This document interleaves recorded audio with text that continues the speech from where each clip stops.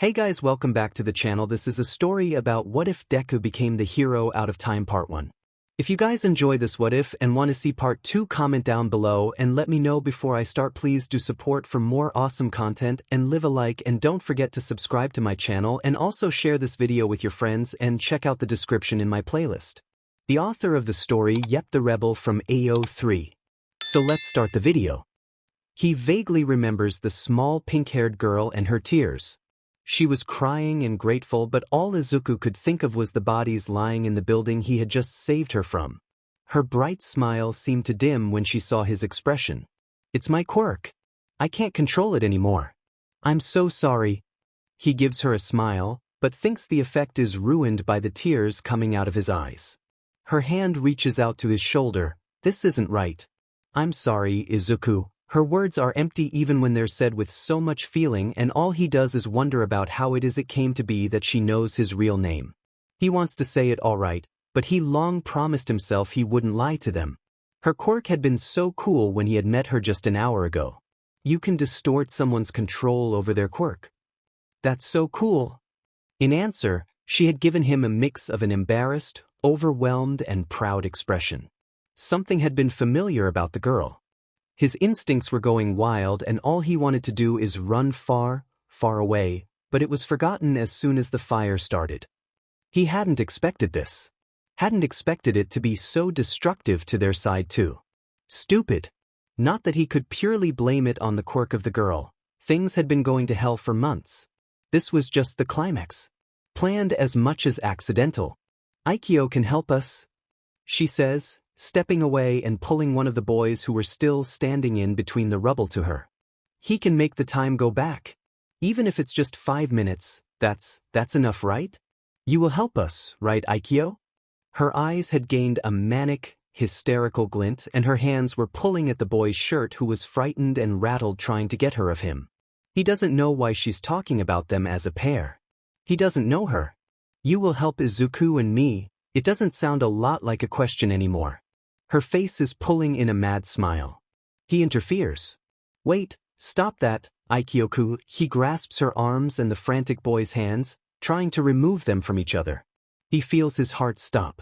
He sees the frightened boy's eyes flicker and the girl laughs. The world begins to spin, and lights are appearing in front of his vision. The sickness in his stomach increases and he's going to throw up. He tastes the blood in his mouth as his vision goes black.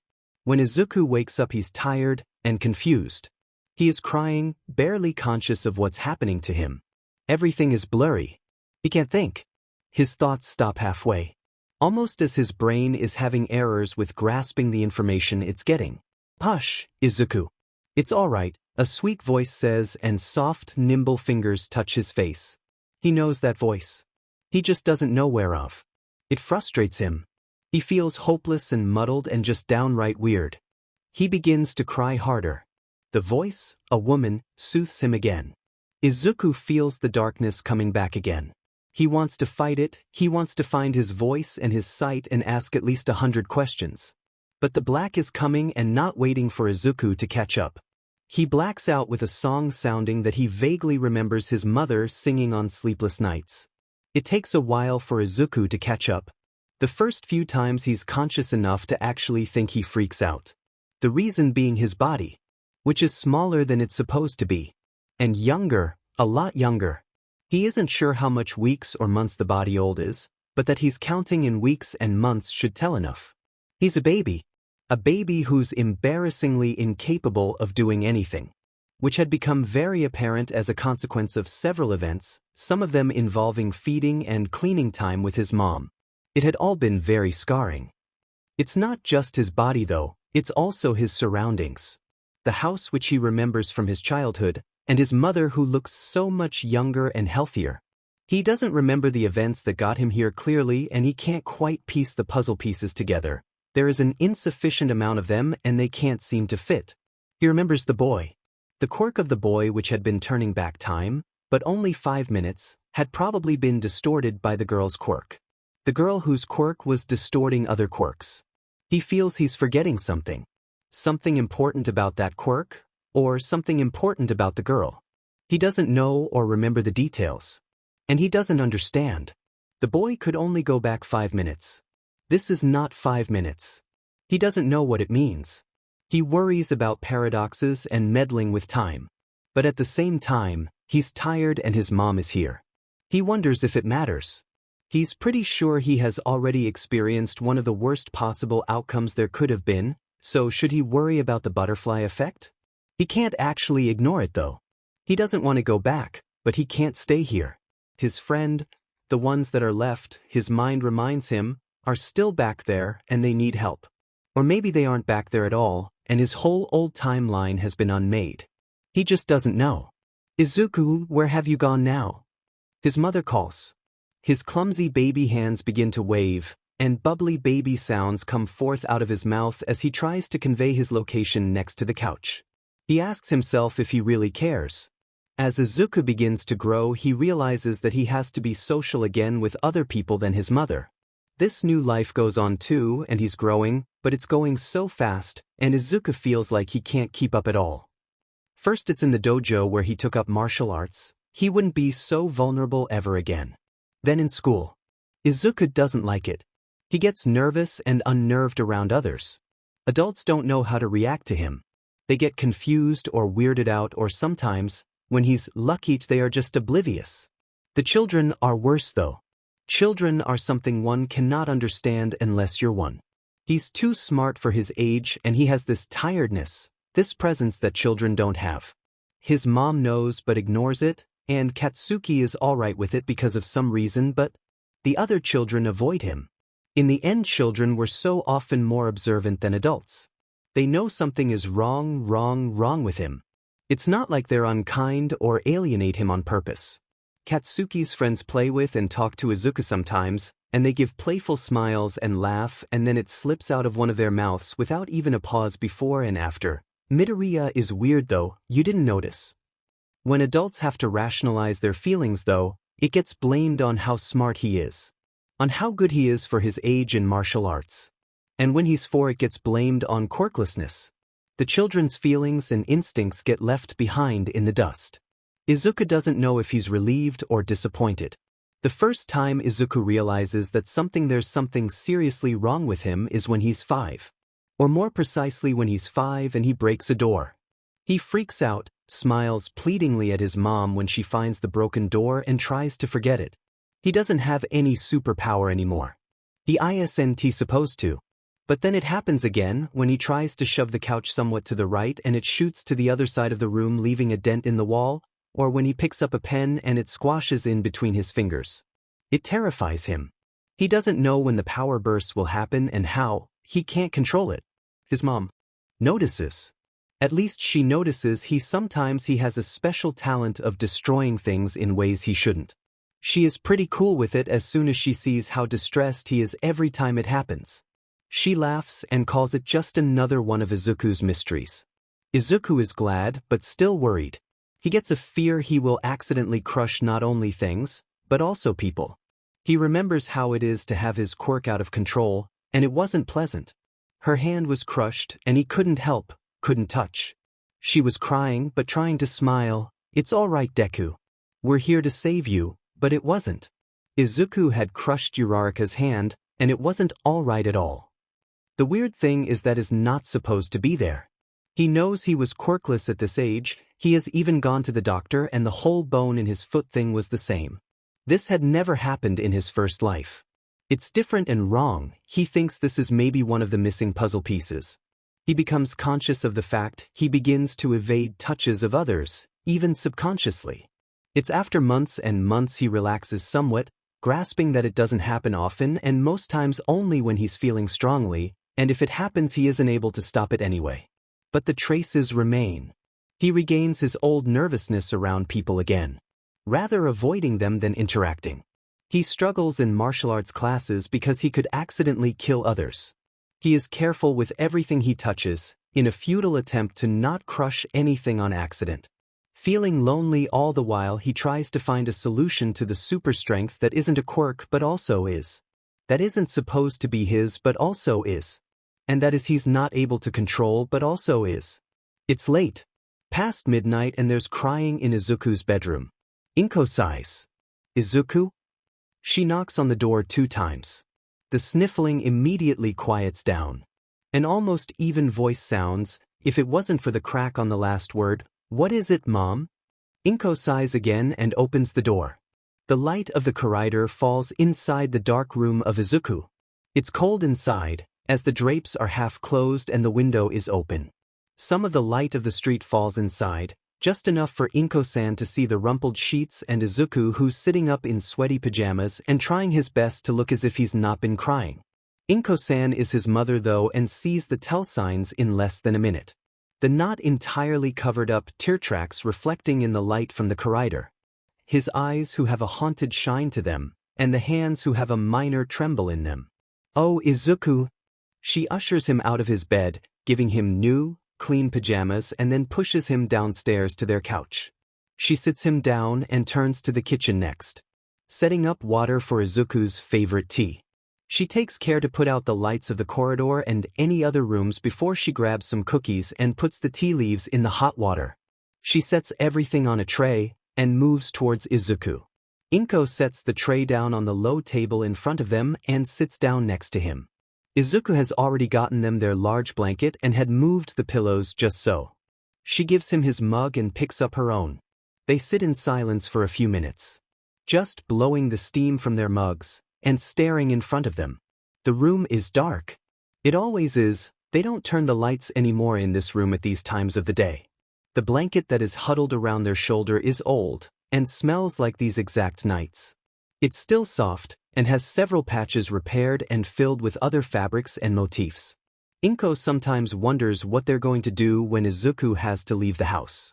She wonders if the blanket will stay here or will be taken by Izuku. Maybe it will lay in the corner of a closet and gather dust, burying all the memories with it. Maybe it will be taken out on particularly hard nights and one of them will huddle in the dark in front of the television on their couch, realizing that the blanket will be ever too big now, and the only comfort they will get is from the faint smell that has already been almost erased, but that is still far away, and 𝗏𝗏 will try to remove those thoughts out of her mind. "Do you want to talk about it?"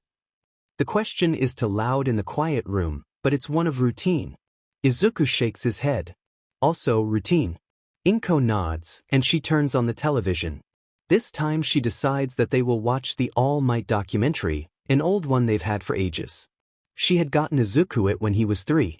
They had watched it so often that she knew which words and sentences would come after others. She knew the intro by heart, and was able to act out the outro from memory. It still seemed to cheer Izuku up, and she had to admit it gave her a sense of comfort now too. It's 15 minutes into the film, with Izuku's eyes faintly sparkling next to her, that her eyelids begin to fall down. Izuku has already huddles closer to her and his head is on her shoulder, which is also a sign he's going to fall asleep too. He's always less careful and touchier when he's ready to fall asleep. She falls asleep with All Might's voice booming and the slow breathing of Izuku. These nights originated from when one of them couldn't sleep. Most times it was Izuku, but sometimes they would be for 𝗏𝗏. In fact, the first one had been for 𝗏𝗏. It had been one of those restless nights whose source was the empty space beside her, and a cold space there which shouldn't be there. Izuku hadn't been able to sleep either, and had sneaked downstairs to make tea for himself. The moment 𝗏𝗏 had seen him, she had shot in a motherly fit, trying to take her mind of her own devils. Izuku hadn't let her though. He had noticed the minute she came in that something was off with her. He had guided her to the couch, given her a mug of tea with honey too, and they had huddled together under the blanket in front of the television. She had fallen asleep first, not able to keep her eyes open, and when she woke up, Izuku had been sleeping snuggled against her and she had slept better than she had in several weeks. 𝗏𝗏 had been so happy when she had gotten Izuku. Sure, the nights after had been hell, not to mention the actual delivering, but her baby had been such a little wonder. Still was. He had been a quiet but sweet baby, bit clingy. An amazingly bright smile and seeming to try and take care of her before he could even talk. He only cried in sometimes, unfortunately most of the times at night. He was determined to be in the same room as her, but when he was calm and sweet, often entertaining himself and somehow knowing all the taboos. As he got bigger it was easier to see how smart her little baby was. Trying to crawl, walk and talk way before any other babies she had heard of. not that he succeeded often. She knew from Mitsuki that Katsuki-chan had only just started crawling and he had been born a few months before Izuku, and apparently, he was an early starter too. It had been so early that 𝗏𝗏 had grown concerned and had taken him to a doctor who had confirmed nothing was wrong. With the smarts, he also became a little bit less clingy. He became curious, crawling and walking around the house more. He began to trust her to not suddenly leave and never come back, she had once joked to herself. When they visited the Bakuga household, he even let her be in another room for longer than half a day while he was playing with Katsuki-chan. Even if he had checked up with her every hour or so. Mitsuki had called it adorable. He seemed to adore Katsuki-chan, playing with him and teaching him things. Mitsuki had immediately Izuku when he had stopped Katsuki-chan from falling of the stairs. And Katsuki-chan liked him back from what 𝗏𝗏 had been able to see on the playdates afterwards, always happily crowing the minute they were back together. But while Izuku was comfortable with Katsuki-chan, he was less so in the company of other babies. He tried to play with them or help them too, but it was more forced and nervous. It made 𝗏𝗏 concerned, but Izuku seemed content with just Katsuki, who he had started to call Kaken, his second word after mom dash, Mitsuki, Muru-san and her. When Izuku had become 3, it had become evident that the crying in the night didn't originate from clinginess but nightmares. He would cling to her and blubber in unclear words with lisps and forgotten vowels and consonants. The words were never pleasant, describing horrifying and violent scenes. Things that a child like Izuku shouldn't know of, let alone dream of. She had, again, gone to the doctor when the bags under his eyes had gotten too bad. She realized Izuku tried to stay silent in the night to let her sleep, and she didn't even know the extent of it anymore. The doctor had said, "It's nothing to worry about, miss. Children that age often suffer nightmares. Of course, if it really worries you that much, I can prescribe you some sleeping pills, but I would advise against it." And Izuku had blubbered, "I'm sorry, I'm so sorry, there's so much blood and the heroes are not coming, and I'm going to save you, I'm promised dash." 𝗏𝗏 had been smart enough to comprehend this wasn't temporary. That this wasn't normal and some sleeping pills weren't going to help. Except she didn't know what to do. When Izuku had stopped crying, he had said with a washed-out version of his normal smile, looking older than ever, "Sorry mom, for waking you up again." Early on, Izuku's will to become a hero became clear. He adored heroes, watching videos of them and surprising 𝗏𝗏 with little fact and the way he would analyze their quirks and fights. He had managed to convince her again and again to buy some kind of merchandise, and she couldn't really believe the amount of All Might stuff they had. It was when he was 3, almost 4, he first asked to be put on a martial arts class because heroes are so cool. And they have to know how to fight bad guys even without a quirk. 𝗏𝗏 had been concerned. She didn't want her son, her 3-year-old son, in such a violent environment, especially with his nightmares, but Izuku had begged and begged, never giving up, and finally she had agreed. Izuku had bloomed on the martial arts school she had put him on. He had chosen for a mix of jujitsu and aikido, which was, as she was told by Izuku, better for smaller and weaker people, and had taken to it like a fish in the water. Sometimes getting moves in the first time, and using them like he had for years. He was unparalleled by other kids, even with his motor control still not being perfect, his limbs being short and awkward and his muscles still growing, and easily moved up classes. But there too was Izuku, awkward and closed off to the others. The teacher was the person he took the most to, but 𝗏𝗏 wasn't sure if that was because of all the knowledge the teacher possessed or if Izuku felt truly more comfortable with the woman. These state of affairs continued when Izuku began to go to school. He was able to get on well enough with most of the children and adults, but was still standoffish and nervous with everyone who wasn't Katsuki-chan. He was too smart, he still didn't have a quirk, and Izuku was very capable of flooring any kid who he didn't like with his martial arts. Not that he actually did this, but words had gotten around from the dojo where he trained.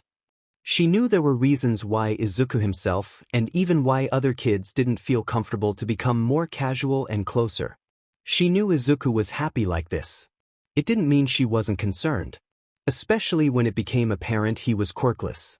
Izuku himself was sad, but accepting. Even saying that it didn't matter, he was still going to become a hero. His relation between him and kids in his class, however, became even worse, and she had heard some boys teasing him, albeit Izuku had said she didn't have to worry. The worst, however, was Katsuki-chan. While Katsuki-chan hadn't shut Izuku out or something, he had been confused. Katsuki-chan had always been very proud of his quirk, and 𝗏𝗏 wasn't sure why exactly, but it had hurt Katsuki-chan when he heard Izuku didn't have a quirk.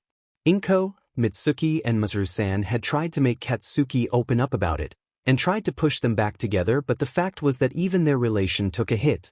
That had hurt Izuku more. He still saw Katsuki-chan occasionally but less, and Katsuki-chan, who became more heated and intense as he became older, was less friendly to Izuku, and Izuku was more nervous around Katsuki-chan, seemingly afraid that anything could set him off. He became a little more down, little more nervous. He began to show a hesitation for touching others. 𝗏𝗏 saw his smile less, and Izuku seemed to throw himself more in things. He read more books, things she understood no one of his age should be able or would read, but Izuku had plead for them, and took up other martial arts. He asked her in lessons in cooking and tried everything that he could, even taking up gardening for a while when their other neighbor had become sick. Nevertheless, 𝗏𝗏 could see Izuku had become sadder. He talked less with others, only really with her, and while she loved that her son was still this close to her, no kid should depend solely on their mother for their social actions. So, when one evening her kid didn't come home on time, and she had hazardly searched the park, she knew he would still sometimes play in with Katsuki-chan after school, finding him smiling more brightly than she had seen in months and completely relaxed with an almost sickly thin man with bright blonde hair and sunken-in eyes she didn't know at all, looking at him like he held the world, and talking a mile a minute in a way she had only seen him do with her of the Bakugas. She could only wish she would be able to convince the man to spend more time with them, with Izuku. Of course, only after she had confirmed he was not some creep who wanted to do unsavory things with or to Izuku. Not that she really had to, Izuku had excellent instincts after all.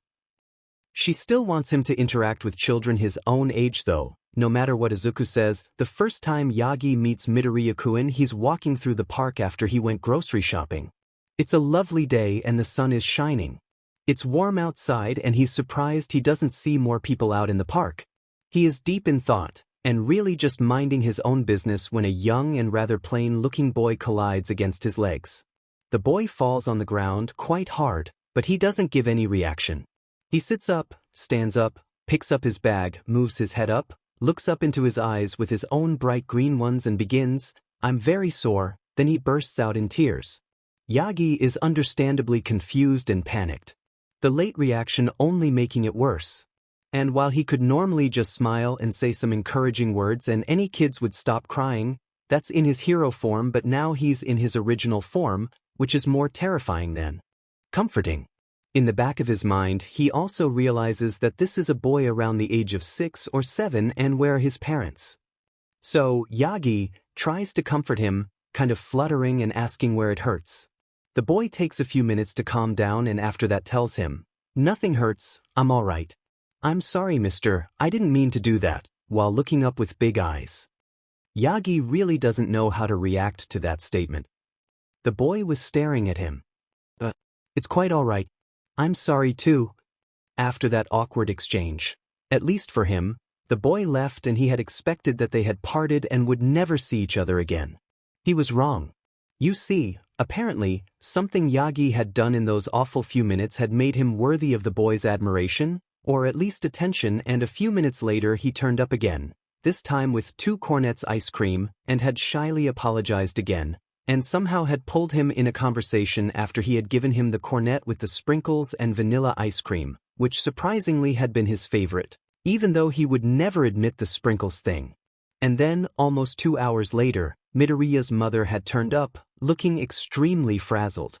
"Izuku, there you are. I was so worried." After their reunion, she had threatened Yagi. She had thought he was some kind of creep or kidnapper. Fortunately, to Yagi's relief, Midoriya had hurriedly gotten his mother of that misconception and had told her how he had walked into him and had wanted to apologize to him, and that he had bought an ice cream for him because Toshinori-san was really cool and nice. He even tried to pay me the money back when I gave him the ice cream. The boy had whispered this to his mother, but it was still loud enough for Yagi to hear, and he had turned so red. Midoriya's mother had calmed then, followed by a bow and a "thank you for taking care of my son." She had also introduced herself as 𝗵𝗃𝗍𝗍 and even invited him for dinner. Yagi was pretty sure people weren't supposed to be this open and kind to strangers and was vaguely concerned for them both. At least he could understand the boy because of his age, but the mother. He had tried to decline, with the rationalization that he was a stranger and he couldn't possibly impose, but 𝗵𝗃𝗍𝗍 had given him sad, puppy-like eyes, and 𝗵𝗃𝗍𝗀 had followed. Next, he was following them to their home. Next, he stays until 𝗵𝗃𝗍𝗀 was so tired his eyelids were falling down and 𝗵𝗃𝗍𝗍 remarks that 𝗵𝗃𝗍𝗀's bags under his eyes are already bad enough, so he should hurry up and get in bed. Next, he is invited for dinner again next week. And at last, he walks away having agreed to that too. He walked that evening away feeling overwhelmed but surprisingly warm and already feeling secretly a little bit excited for next week. And this had become tradition after that day. Every week he would come over at least once and the 𝗵𝗃𝗍𝗍s would enthusiastically invite him in and would essentially fuss over him like some sort of mother ducks, and he would stay there until 𝗵𝗃𝗍𝗀 would start falling asleep again. And Yagi agrees that the bags under his eyes are bad. He didn't really notice the first time they meet, but when he comes again and again it becomes more apparent. He hopes it's just bad genetics. He tries to ignore the fact that 𝗵𝗃𝗍𝗀 seems to fold into himself in an exhausted haze when he thinks nobody's looking and 𝗵𝗃𝗍𝗍's ever concerned looks when this happens. He realized this whole situation was a bit weird. You weren't supposed to suddenly connect so easily with people you don't know. You shouldn't be invited as easily into someone's home, and he wasn't supposed to be able to talk as easily as he is with 𝗵𝗃𝗍𝗀, because 𝗵𝗃𝗍𝗀 has just become 7. To not even mention that he was All Might. Someone 𝗵𝗃𝗍𝗀 was a fan of, he learned. 𝗵𝗃𝗍 was a fan of a lot of heroes though, so Yagi doesn't actually know what that means for him. He had been keeping people, especially fans, at lengths on purpose for years now, even if it wasn't that hard in his original form. Most people thought he looked creepy, and certainly not cool or even approachable. But, truthfully, he thinks when he walks away from the 𝗵𝗃𝗍𝗍 household, he enjoys these evenings far too much to let them go. He wouldn't want to change them for the world. When Yagi first heard about 𝗵𝗃𝗍𝗀's dream to become a hero, he was horrified. He had already known the boy was quirkless by then, and the boy had looked so bright-eyed when he mentioned his dream. Telling him he wouldn't be able to do it would crush the boy. He did it anyway. The boy had smiled at him. "I'm not asking your permission, approval, or even your opinion, 𝗧𝗵𝗲. Albeit I'm quirkless, I'm going to become a hero anyway, you'll see." He hadn't even reacted to the Yagi's rejection. It was like he had expected it. Later Yagi learned that literally everyone was skeptical or disapproving the first time they had heard it after it became apparent he was quirkless. Many were still not convinced after 3 years of hearing the statement, but 𝗵𝗃𝗍𝗀 was evidently determined. He had apparently been taking self-defense and all sorts of other martial arts since he was 3, before he even knew he was quirkless. Along with his intelligence, sometimes able to talk Yagi or his mother in circles or confusing them with too long words that were often scientific terms, and the hints Yagi had seen of 𝗵𝗃𝗍𝗀's analyses of quirks and strategic plans in one of his hero fits, he wasn't the worst choice. He certainly was a better choice than Yagi was back when he was young. Izuku remembers the first time he met Kaken in this life. He remembers hearing his mother in his first memory. He can remember of this life too. They have always been here. A part of this new life just as much as a part of his old one. Meeting All Might, or Toshinori-san, is different. In his old life, meeting All Might started a new chapter for him. A chapter with a quirk and a chance. And he admittedly freaks out when he meets him entirely on accident in the park. Izuku doesn't think it can be entirely blamed on him though. When the first few minutes all he tries is to forget the image in his head of a barely breathing All Might on the hospital bed, looking small and fragile in his real form, and the words, "I'm sorry but he won't be able to make it. The wound is fatal. There's no way we can help him anymore," echoing. Which is still infinitely better than his actual goodbye, after which will haunt him for entirety, a choked and pained, "I'm sorry that I let you down, Izuku-kun."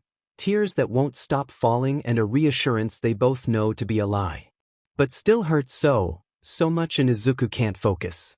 He freaks out the next day again because All Might has acted like some sort of trigger of acknowledgement for him, 𝗧𝗵𝗲 now, he remembers himself dash. He's really going to do this. He's going to try and become a hero again. Possibly a quirkless hero, because he doesn't know how their meeting and invite for another will affect the timeline. But maybe the timeline has already changed so much it doesn't matter anyway, or maybe this is a crucial point to the timeline and it will mean everyone is going to die. His mom remarks he's muttering about weird things again, and I don't know what you're talking about, but you're always so pessimistic. There's no way everyone in the city is going to die because we met 𝗧𝗵𝗲. Izuku thinks his worries are very justified and sticks out his tongue to his mother. He freaks out again a few minutes later when he realizes that 𝗧𝗵𝗲 hasn't fought Sensei yet and all the things that could imply, and he could change because 𝗧𝗵𝗲 doesn't have his injury yet, so he doesn't have a limit on his quirk yet.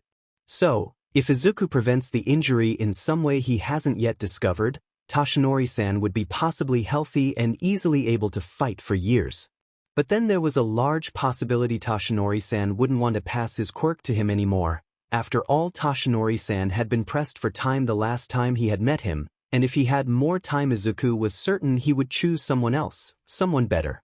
Izuku had never been that impressive after all.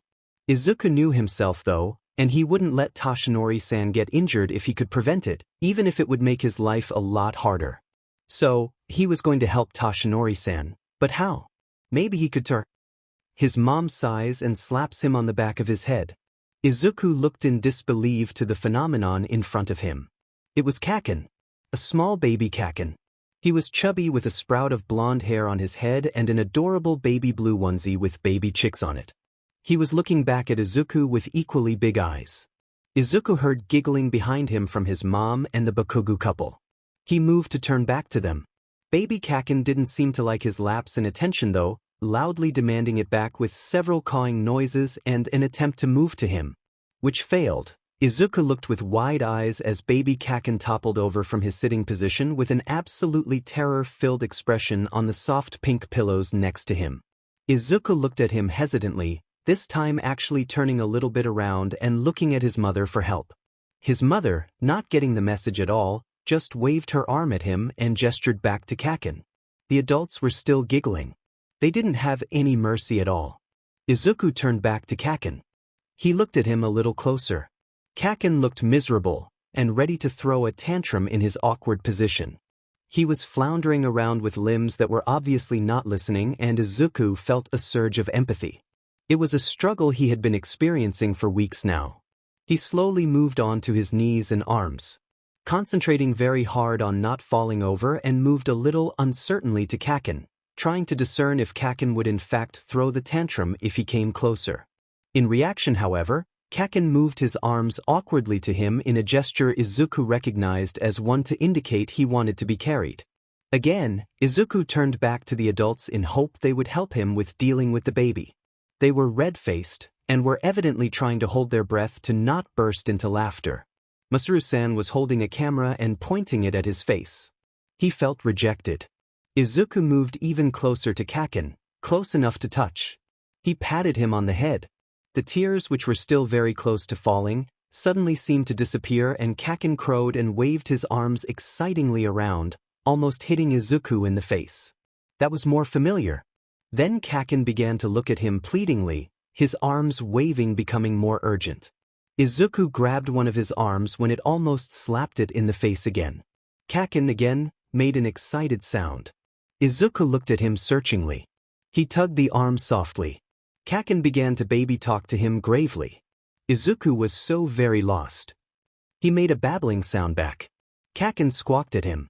Izuku tugged harder, hoping he was reading the signs right and making the right decision. He managed with a great deal of strength and his own toppling to get 𝐭𝐿 to sit up straight again. The small blonde baby looked very confused for a moment, looking around in wonder at the never-changed surroundings. Izuku made a sound of suffering in his new position. Again, he heard the adults giggle. 𝐭𝐿 looked down at him with a downright befuddled and puzzled expression. Oh God, this baby stage is going to be hell. Then 𝐭𝐿 laughed. A bright, sparkling baby laugh that made the room light up. For a second Izuku relaxed until 𝐭𝐿's arms stretched out, almost slapping his face again, and tugged him up. With only arm. With ease. Izuku looked at 𝐭𝐿 in horror. 𝐭𝐿 had already been absurdly strong when he was a baby. He was doomed. Being friends with this 𝐭𝐿 was strange. Maybe better said, it was different. The easiest way to say it was that their standings to each other had changed. 𝐭𝐿 was still an incredibly strong and smart friend, who was going to be an amazing hero, but he was also a kid. Things Izuku had learned years ago, he would sometimes struggle with, and Izuku would help him with it. Had been helping with since he was a baby. 𝐭𝐿 was still stronger than him in terms of strength. He was taller and still with an explosive, proud personality, though it was a lot less explosive than when he was older. However, he wasn't as smart as Izuku. He didn't acquire the way of looking at certain things yet and hadn't been in fights like Izuku had been. They play with each other and become close. It surprises Izuku, because even though 𝐭𝐿 is 𝐭𝐿, he's still young, a baby. But they become close, in a way that they talk with each other every day. In a way that 𝐭𝐿 knows of his nightmares and is able to calm him down afterwards, even if he calls Izuku a crybaby when he does after he learns to talk. And in a way that Izuku feels comfortable to completely relax around him, even if 𝐭𝐿 is screaming and throwing a tantrum. When they come to an age that they also begin to socialize with others, 𝐭𝐿 still likes to play with him most of the time. Sometimes, though, Izuku plays with him and some of 𝐭𝐿's other friends. They look up to 𝐭𝐿 like he did to the other 𝐭𝐿, and it feels strange and wrong. One time after 𝐭𝐿 finally got his quirk again, he sees 𝐭𝐿 brag to them about his quirk and power. It makes him realize that 𝐭𝐿 doesn't do it to him anymore. He doesn't boast about how cool his quirk is, or how he could already read some things. He is still a prideful kid, sure, and sometimes he gives a smug comment, but never a full boastful rant. Izuku wonders why. 𝐭𝐿 is one of the first ones who gets told that Izuku is quirkless. He frowns at him and says, "That's not right." Izuku blinks at him. Izuku isn't weak, he frowns in indignation and confusion. That clears it up to Izuku. It had become apparent after a while to him that 𝐭𝐿 saw himself and Izuku as different from the rest of the class. They were smarter and stronger. 𝐭𝐿 was prideful and had easily ascended them to the top dogs, so to speak. Which means Izuku is his equal, and hadn't that been the most worldview-changing realization. So, if Izuku is quirkless, which basically means weak to 𝐭𝐿, Izuku is weak. If Izuku is weak and 𝐭𝐿's equal, it means that 𝐭𝐿 was weak too. But 𝐭𝐿 wouldn't see himself as weak. Izuku just had to convince him quirkless didn't mean weak. So, Izuku tries. He participates more in class. He works harder in the dojo. He begins a weekly run. He starts with side projects. Reads thick books on every topic he can find. 𝐭𝐿 doesn't seem to notice his struggles though. The time Izuku spends trying to become more well-rounded, a stronger person, 𝐭𝐿 plays with other kids and vice versa. Between them grows, and it leaves an empty feeling in his stomach. They still talk and play, but the space between them both don't know how to cross anymore. Sometimes 𝐭𝐿 looks frustrated with it. Those are bad days. Other bad days are when 𝐭𝐿 curses and lashes out to others, including Izuku, or days where Izuku is nervous with everything around him, never touching and ready to fall apart at any second. Their interaction becomes forced and strained then. Sometimes there are good days though. Days where they talk, play and laugh. Days where they comfort each other when the other has been hurt or is bothered in any way. Days where the space in between them seems forgotten. But then when Izuku comes home, the hollow feeling will come back 3 times as bad and he will feel sad the whole evening. He wonders if the good days are really good. Their friendship was a broken little thing. Izuku had been really glad that 𝐭𝐿 became his friend in this life again. The first time 𝐭𝐿 actually calls him Deku again is when Izuku's almost 8 and Izuku jumps in to protect someone from the bullying of 𝐭𝐿 and his friends. He gets mad at 𝐭𝐿, telling him he shouldn't bully other and, "𝐭𝐿, don't you want to become a hero? Heroes don't bully others." 𝐭𝐿, of course, becomes mad and he and his friends attack. He manages to overcome all of 𝐭𝐿's friends, even with their quirks, careful but determined. Yet when 𝐭𝐿 himself attacks, Izuku hesitates. This only seems to make 𝐭𝐿 madder. When 𝐭𝐿 actually manages to punch him in the face, he combusts in an outburst of indignation and wounded pride. "You idiot, you could have intercepted that punch. Why aren't you trying your best?" Why aren't you even protecting yourself to the best? Do you think I'm so weak that you don't even have to give it your all? Even though you're fucking useless and quirkless? Even though you're a Deku? Then he pushes a surprised Izuku so hard he falls on the ground and storms away. Izuku isn't sure what he's supposed to think. On one hand, he finally got his hero name back. It was a name that meant a lot to him. On the other hand, this indicated that his and Kaken's relation had decreased so much that Kaken actually called him that again. It also reminded him back to the first time Kaken had admitted he had thought that Izuku had always looked down on him, and that just made him feel awful. Because this time he had held back. He hadn't wanted to hurt Kaken. He hadn't meant to look down on Kaken, but he realized that maybe he had. Kaken was only a kid after all, and he hadn't yet seen the things Izuku had. Except this didn't mean a thing to Kaken because to him Izuku was also just another kid, smart and good in fighting, but all the same just another kid. He also recognizes that he doesn't exactly have to hold back, only be careful with his not quirk. While he holds back with all children and sometimes even adults, Kaken has always been strong. He has had an amazing and destructive quirk since he was 4, and holding back would only make him angry and hurt, and on top of that Izuku is only 7. He is not yet that strong and he doesn't actually have a quirk he fights with. Next morning Izuku comes to school with a massive bruise on his cheek and several nasty scrapes on his knees and elbows that are covered by bright-colored plasters and bandages. His mother is even worse than his previous life, which says a lot. He walks to angry Kaken with a determined expression on his face before classes. "I'm sorry for yesterday, Kaken. It was mean of me. I won't do it again," he says while he bows. Kaken growls, huffs and mutters, "Stupid Deku-ch." He is smiling though. Izuku never sees Kaken bullying anyone again after that. That evening Yagi comes to the Midoriya's house, finding Midoriya-kun bruised and bandaged. His first thought is, shamefully, to search for the culprit and give them a nice hard punch to the face. Midoriya-san Inko-san. Just as Midoriya-kun actually is Izuku-kun now, he just isn't used to that yet. Sees the look on his face and sighs. Izuku got involved with the bullies again. Really, he should know better by now. He always ends up black and blue. His unspoken question gets answered with, he has always felt like he has to protect everyone who's in need of it. This isn't the first time this has happened.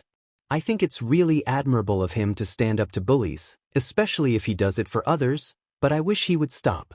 He often ends up with more than a few bruises and scrapes, even if he wins the fights.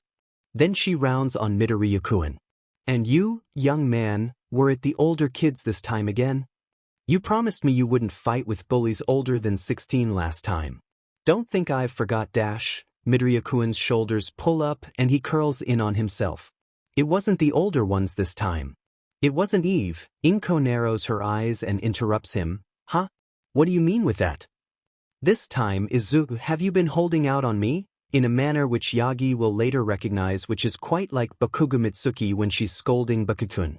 Midoriya-kun looks like a deer in the headlights.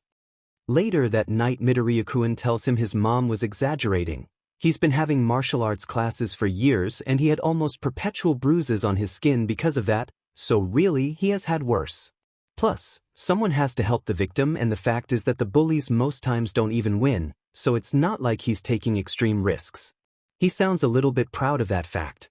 It's the first glimpse for Yagi of what being a hero truly means to Midoriya-kun. He's slightly awe-stricken. Maybe. He couldn't though. On one cold winter day Yagi stays longer than normal in the Midoriya household. Izuku is already long gone, having been sent upstairs by Inko-san to go to sleep. Honestly, Izuku, it's already long past your bedtime and you'll be able to see him again next week. And Yagi has a mandatory free day, because some people are concerned of him overworking. Which basically means he can have a good night's sleep, no matter how late he actually comes home. And on top of that, Inko-san and him are talking about the recipes of the cakes of the Midoriya household, which are really good. Boys. So, they're sitting at the table both with a cup of warm tea and Yagi with the last piece of cake when an ear-piercing scream echoes around the house. It's Izuku-kun's. Inko-san is up and running in a second, and Yagi not far behind. When they arrive in Izuku-kun's bedroom, they boy is laying in his bed. He's screaming and tossing around. Because it's winter, he normally uses double covers. He can't stand the cold. Yagi has learned, but one has been kicked to the floor and the other one is tangled up with his legs. He's sweating anyway. 𝗏𝗏san has shot off to him the moment they come in, and is already shaking him away, surprisingly calm. Only half a minute later she's rewarded with open eyes overflowing with tears. She immediately pulls her hands off Izuku while Yagi looks on unsurely. When Izuku sees her at first he flinches away, however a moment later there are grabby hands and, "I'm sorry, please don't leave, please, please, I'm so sorry, please, dash." It takes 20 minutes for Izuku to truly calm down, and then another 15 for convincing him that Yagi didn't mind his nightmare, and he didn't think it was stupid, and really, the nightmare or rather his screaming and crying hadn't troubled or disturbed him.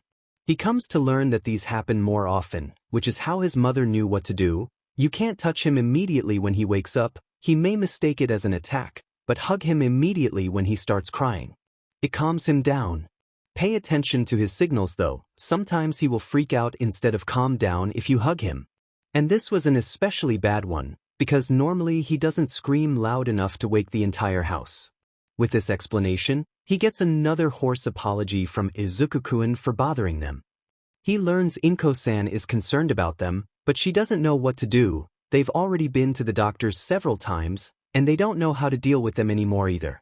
He also learns Izuku-kun doesn't actually like talking about them, though he sometimes tells small parts in his panic, often unnerving. There's too much blood. I don't understand how there can be so much blood. A human body shouldn't have that much blood. The expression on Izuku's face when he said that had been heartbreaking and something Yagi is sure he will never be able to forget for the rest of his life. He's more reluctant about some things too, even subconsciously. He almost never mentions whose blood it is. He doesn't mention who was the one who made the one bleed. He does often accidentally make clear there is an instigator in his dream by mentioning an individual stabbing others and the like.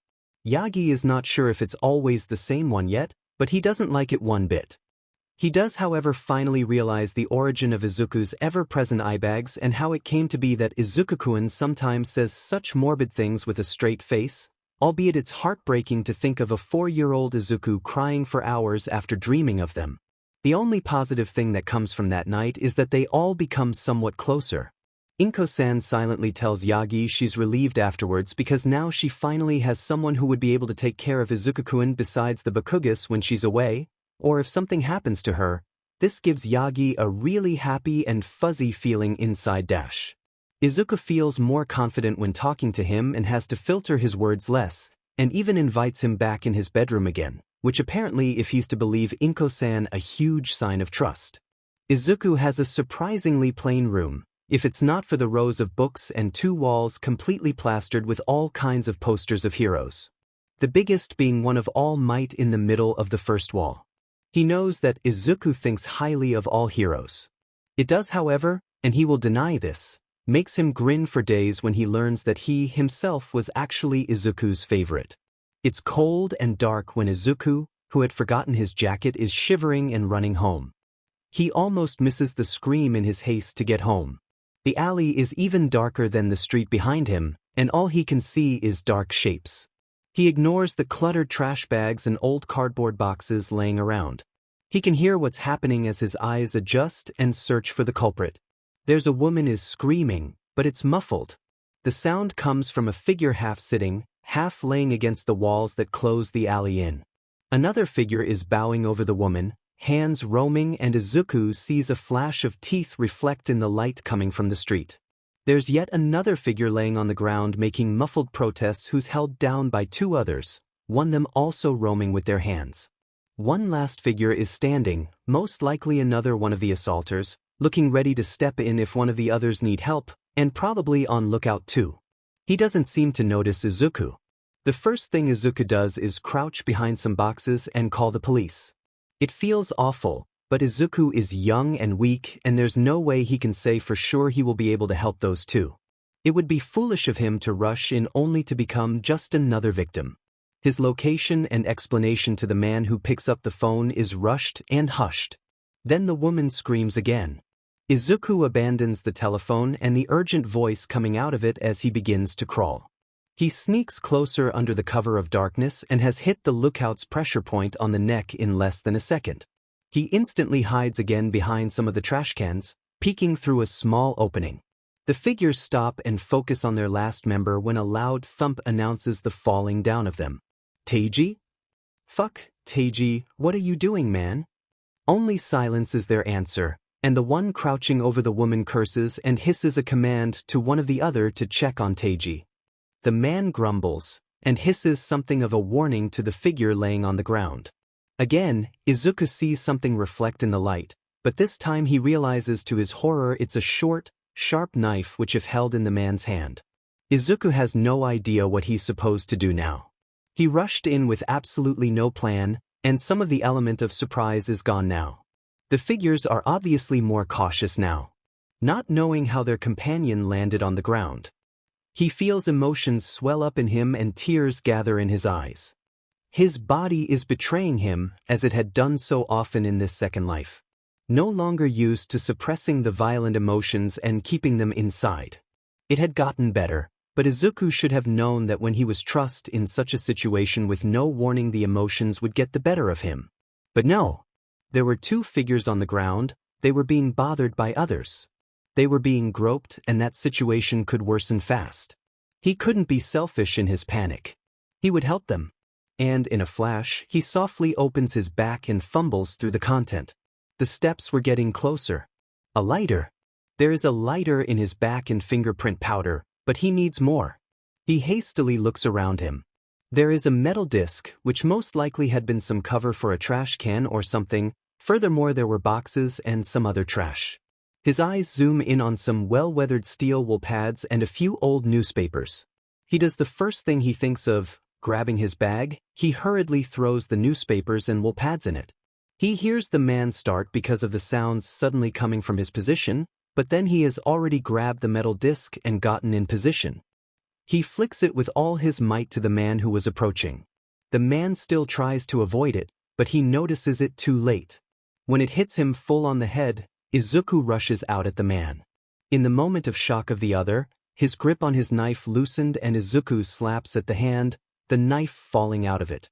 He uses his momentum, jumps up. In the air, he grabs the head of the man with his too small hand and using his weight and all the power in his arms he bashes it into the ground. The second man crumbles. The other figures had frozen, looking at him like he was mad. A kid? In the time their hesitation and shock gives him, he gets the wool pads out of his open bag, throws the fingerprint powder over them. The men holding the others down look absolutely dumbfounded at his fumbling. He quickly scrabbles for his lighter and ignites the wool pads covered with fingerprint powder. And he hoped to God this would work, but the first one lights up and next second the wool pads were flying one for one to the figures still crouching over the woman and the one laying on the ground, all the while exploding in incredibly hot fire. The men curse and hastily get out of the way, but they both get hit anyway. The man who first crouched over the woman gets hit on his arm. The man lets out a surprised shout of pain, other hand flying to his arm and looks at him with furious eyes. Shit, kid. No one ever told you not to play with fire, he growls. Izuku looked back with wide eyes. His shaking hands were folding the newspaper as many times as he could, making it denser and usable as a weapon. He notices one of the wool pads had set one of the other cardboard boxes on fire. He takes one step closer. The man growls and shakily stands up. Izuku takes another step and another. Running again, his eyes flickering between the man's limbs and his face. He raises his arm, crouched in a way which would make him think he was going to jump. The man reacts to his bait. He tenses, his arms rising up to protect his upper half, and his knees bending into a more stable stance. Izuku feels his legs jump, feels his body fall and kicks out his foot to the man's knee. There is a sickening crunch as Izuku finishes his roll behind the man and stands up again. The man falls on his other knee limply. Izuku strikes with the flat of his hand hard against the man's forehead and then he uses the now dense newspaper and rams it as hard as he can with both hands against the man's temple, which is now at eye level. The third man crumbled. One left. The last one is ready though. With black hair and a tall stature, he's smirking down at Izuku. He's holding an already mostly burned out wool pad in his fingers. Fuck, you brought my buddies down with ease. You're pretty good, kid? He looks at him interestedly, a bit searchingly. But you're done now. I've got a temperature cancellation quirk. Fire won't work on me, no matter how hot. His eyes flicker orange cruelly in the light of the fire. I'm pretty sure it will work on you though, with how fast you flung these away. And in a flash the man is in front of Izuku. Izuku tries to dodge out of the way, and he almost manages, but then he trips over the uneven cobblestones that form the ground of this alley. The man's arms are long, and he grabs him by his collar with ease. He heaves him of the ground, and Izuku tries to struggle, but his limbs are too short. The man just laughs at him. Now, let's teach you why little boys shouldn't play at being heroes. He brings up his hand with the still smoldering wool pad and Izuku freezes. His pain limit had always been pretty high, but again most of that had left him in this new life. Getting touched by smoldering steel was definitely not something he wanted to experience. His struggle begins again, this time even worse, and tears spring back into his eyes. Again, the man just laughs, pleased with his struggle. The metal touches his shoulder, it is burning through his shirt and it hurts. Izuku screams. It gets pressed harder and it's hot, hot, hot. The water is too hot, it's boiling and Izuku can't get out. He's sobbing and it isn't their fault, but it's so hot. The scream and a loud clang snap Izuku out of it. The pain is still there, but the source is gone, and Izuku falls on the ground as soon as the man's grip on him loosens. It takes Izuku a few blinks for the haze to clear up and look up. He's breathing hard, and his heartbeat thunders in his ears. He's gulping in air in an effort to calm down when he looks up with teary eyes and a shaking body at the woman who had been attacked, holding a long metal pipe in her hands, and the other man who had been the figure laying on the ground pulling his fist back to slam it into the head of the man who had been holding him up only seconds ago. The aftermath is wobbly for Izuku. He can finally see them clearly now, and the woman is somewhat tall and pretty, with long brown hair, freckles and soft brown, green eyes. The man is pretty too, he's just a little bit under average height and thin but looks surprisingly sturdy, which is probably why it took two men to hold him down. He also has brown hair, but whereas the woman has a light shade, he has a dark one. They both look rumbled. Their clothes are crunched up and torn at a few places. The woman is missing one of her high heels and the heel has broken off of the one she's still wearing. The man had a whole sleeve torn off, was also missing one of his shoes, and he's favoring his right leg as the other one is hanging limply. It takes a minute for the three of them to gather themselves, and Izuku is the first one to do so. He stands up rashly, almost falling over again, and then bows over and apologizes for stepping in so late, going into a panicked rant that he called the police first, and he knew they were in trouble and he's so sorry. This all while he's still crying from the pain and shaking from leftover shock. The man and woman are shocked in silence at first, but then interfere. No, the man says while crouches, it's all right.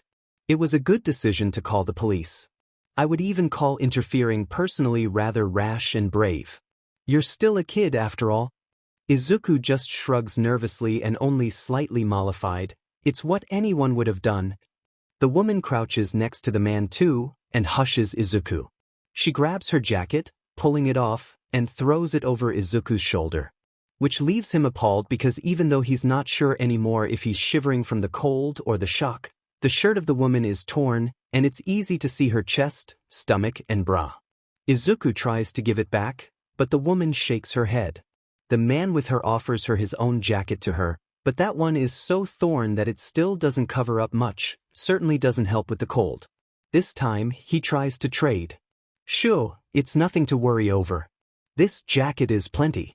The fight is over now, and because of your great decision to call the police, they will be here soon, right? Possibly even with a hero. Then they will be able to help us and give me a better jacket. Wouldn't that be nice?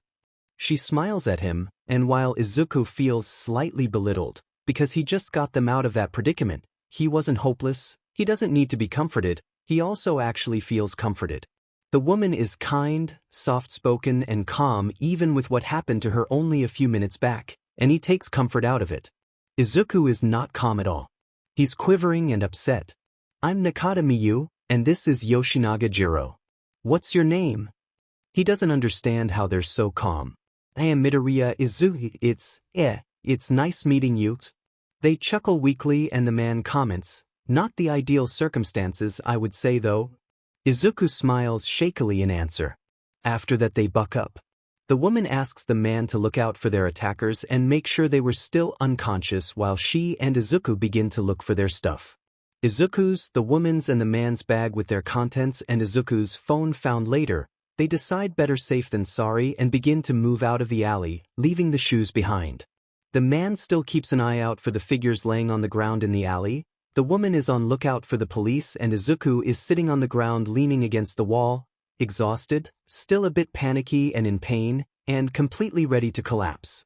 A few minutes later, the woman lets out a triumphant cry and the sounds of sirens register. Izuku falls asleep as bright red lights flicker and stressed agents jump out of the car. Izuku is woken up 10 minutes later by a concerned police officer. A young man with light brown hair and a slightly green skin tone who's called 𝗔𝗵𝗄𝗧𝗵𝗲. He is forced to have a checkup by the medics. The medic calmly talked to him with a soft voice and carefully sat him down. His hands got the first attention which he had burned and scraped, both got some kind of salve rubbed over them and then bandaged up. Then the medic moved to the burn on the chest which was dealt with in the same way. He's given a small candy for sitting still, and then he is moved back to the same officer who had woken him up with a comment about him being in light shock. The officer gives a nod to the medic, and Izuku feels vaguely offended they're talking like he isn't standing between them. He's hustled together with Nakata-dan and Yoshinaga-san in a police car. They all get a shock blanket, which is nice. Then they're on their way to the police station. Nakata-san has gotten a new jacket, and they both seem a little bit more relaxed. When they arrive at the police station they are all again hustled inside, and to a room where they get left alone. Someone comes by and asks them if they want something to drink and Izuku gratefully asks for some tea. The officer with the green skin tone then comes back again. He asks for their names, and tells Izuku they are going to call his mother. He asks Nakata-san and Yoshinaga-san if they want to call someone, and Nakata-san moves to the corridor to call the friends they were supposed to meet up and give them a short summary. Izuku's mom gets called by the officer and asked if she would please come to the police station. In a record time, his mom has turned up in a worried crying frenzy, and Izuku has never been so happy to see his mom again. The moment she steps inside the room, Izuku jumps on her, hides his face in her stomach, and decides he will never let go again and he will hide there forever. Which sets his mother off in another frenzy, and it takes a while for the police officer to calm her down. When she has calmed down significantly and they have all been sat down, his mother with a glass of water and tissues, Yoshinaga-san explains what happened to them and how Izuku had interfered and taken 3 of the men out, though he wasn't exactly sure how, as he had been forced to the ground for most of the fight. Izuku feels his mom tense under him, and which makes him feel even worse as he's obviously worrying her. The officer nods and writes it down. He tells to Yoshinaga-san that he will have to ask Nakata-san about the happenings too, and that there will be a medic in a few minutes to check up on his leg and possibly take him to the hospital. Then hesitantly he turns to Izuku. Izuku determinedly ignores that though, and stays happily with his face buried into his mom's sweater. His mom however notices this too, and her hand which rested on his back pulls softly at the jacket of Nakata-san. Izuku? Machida-san wants to ask you something. I don't wanna. There's a pout in his voice and his hands tighten in his mom's sweater. After some coaxing, with mainly involved getting his tea, he finally faces the officer again. He asks him what happened and Izuku tells about him running home and hearing a scream. Tells him about going into the alley and then calling the police. But then when the woman screamed he couldn't stay still and do nothing. Machida-san laughs weakly at that and tells Izuku he had given the emergency call receiver who was on the phone with him a heart attack when he suddenly didn't answer anymore. Izuku continues his story with how he had taken out the first man with a blow to his pressure point on his neck which he was aware of because of his martial arts. How he then had hit again and thrown the disc to the man's head and taken him down using his confusion. He explains using his fingerprint powder and the steel wool pads to make mini bombs and throwing the at the 2 left. How he then had managed to take one of them down with martial arts. Lastly, he explains about the last man with a temperature cancellation quirk who had caught him and burned him, but that Nakata-san and Yashinagi-san had interfered and had taken him down too. He tries to make it less scary than it was for his mom, but with how tense and the several tissues that disappear, he thinks he failed. The police officer calls him brave at the end of the story, but tells him that he should have waited for the police. Izuku tells him a lot more rebellious than normally that there would have been a chance that it would have been too late already by then. Then crumbles guiltily and tells his mom he's sorry for worrying her. His mom smiles weakly at him and tells him, "Izuku, I know you want to be a hero, but leave to the police and the heroes for now. You're only 9.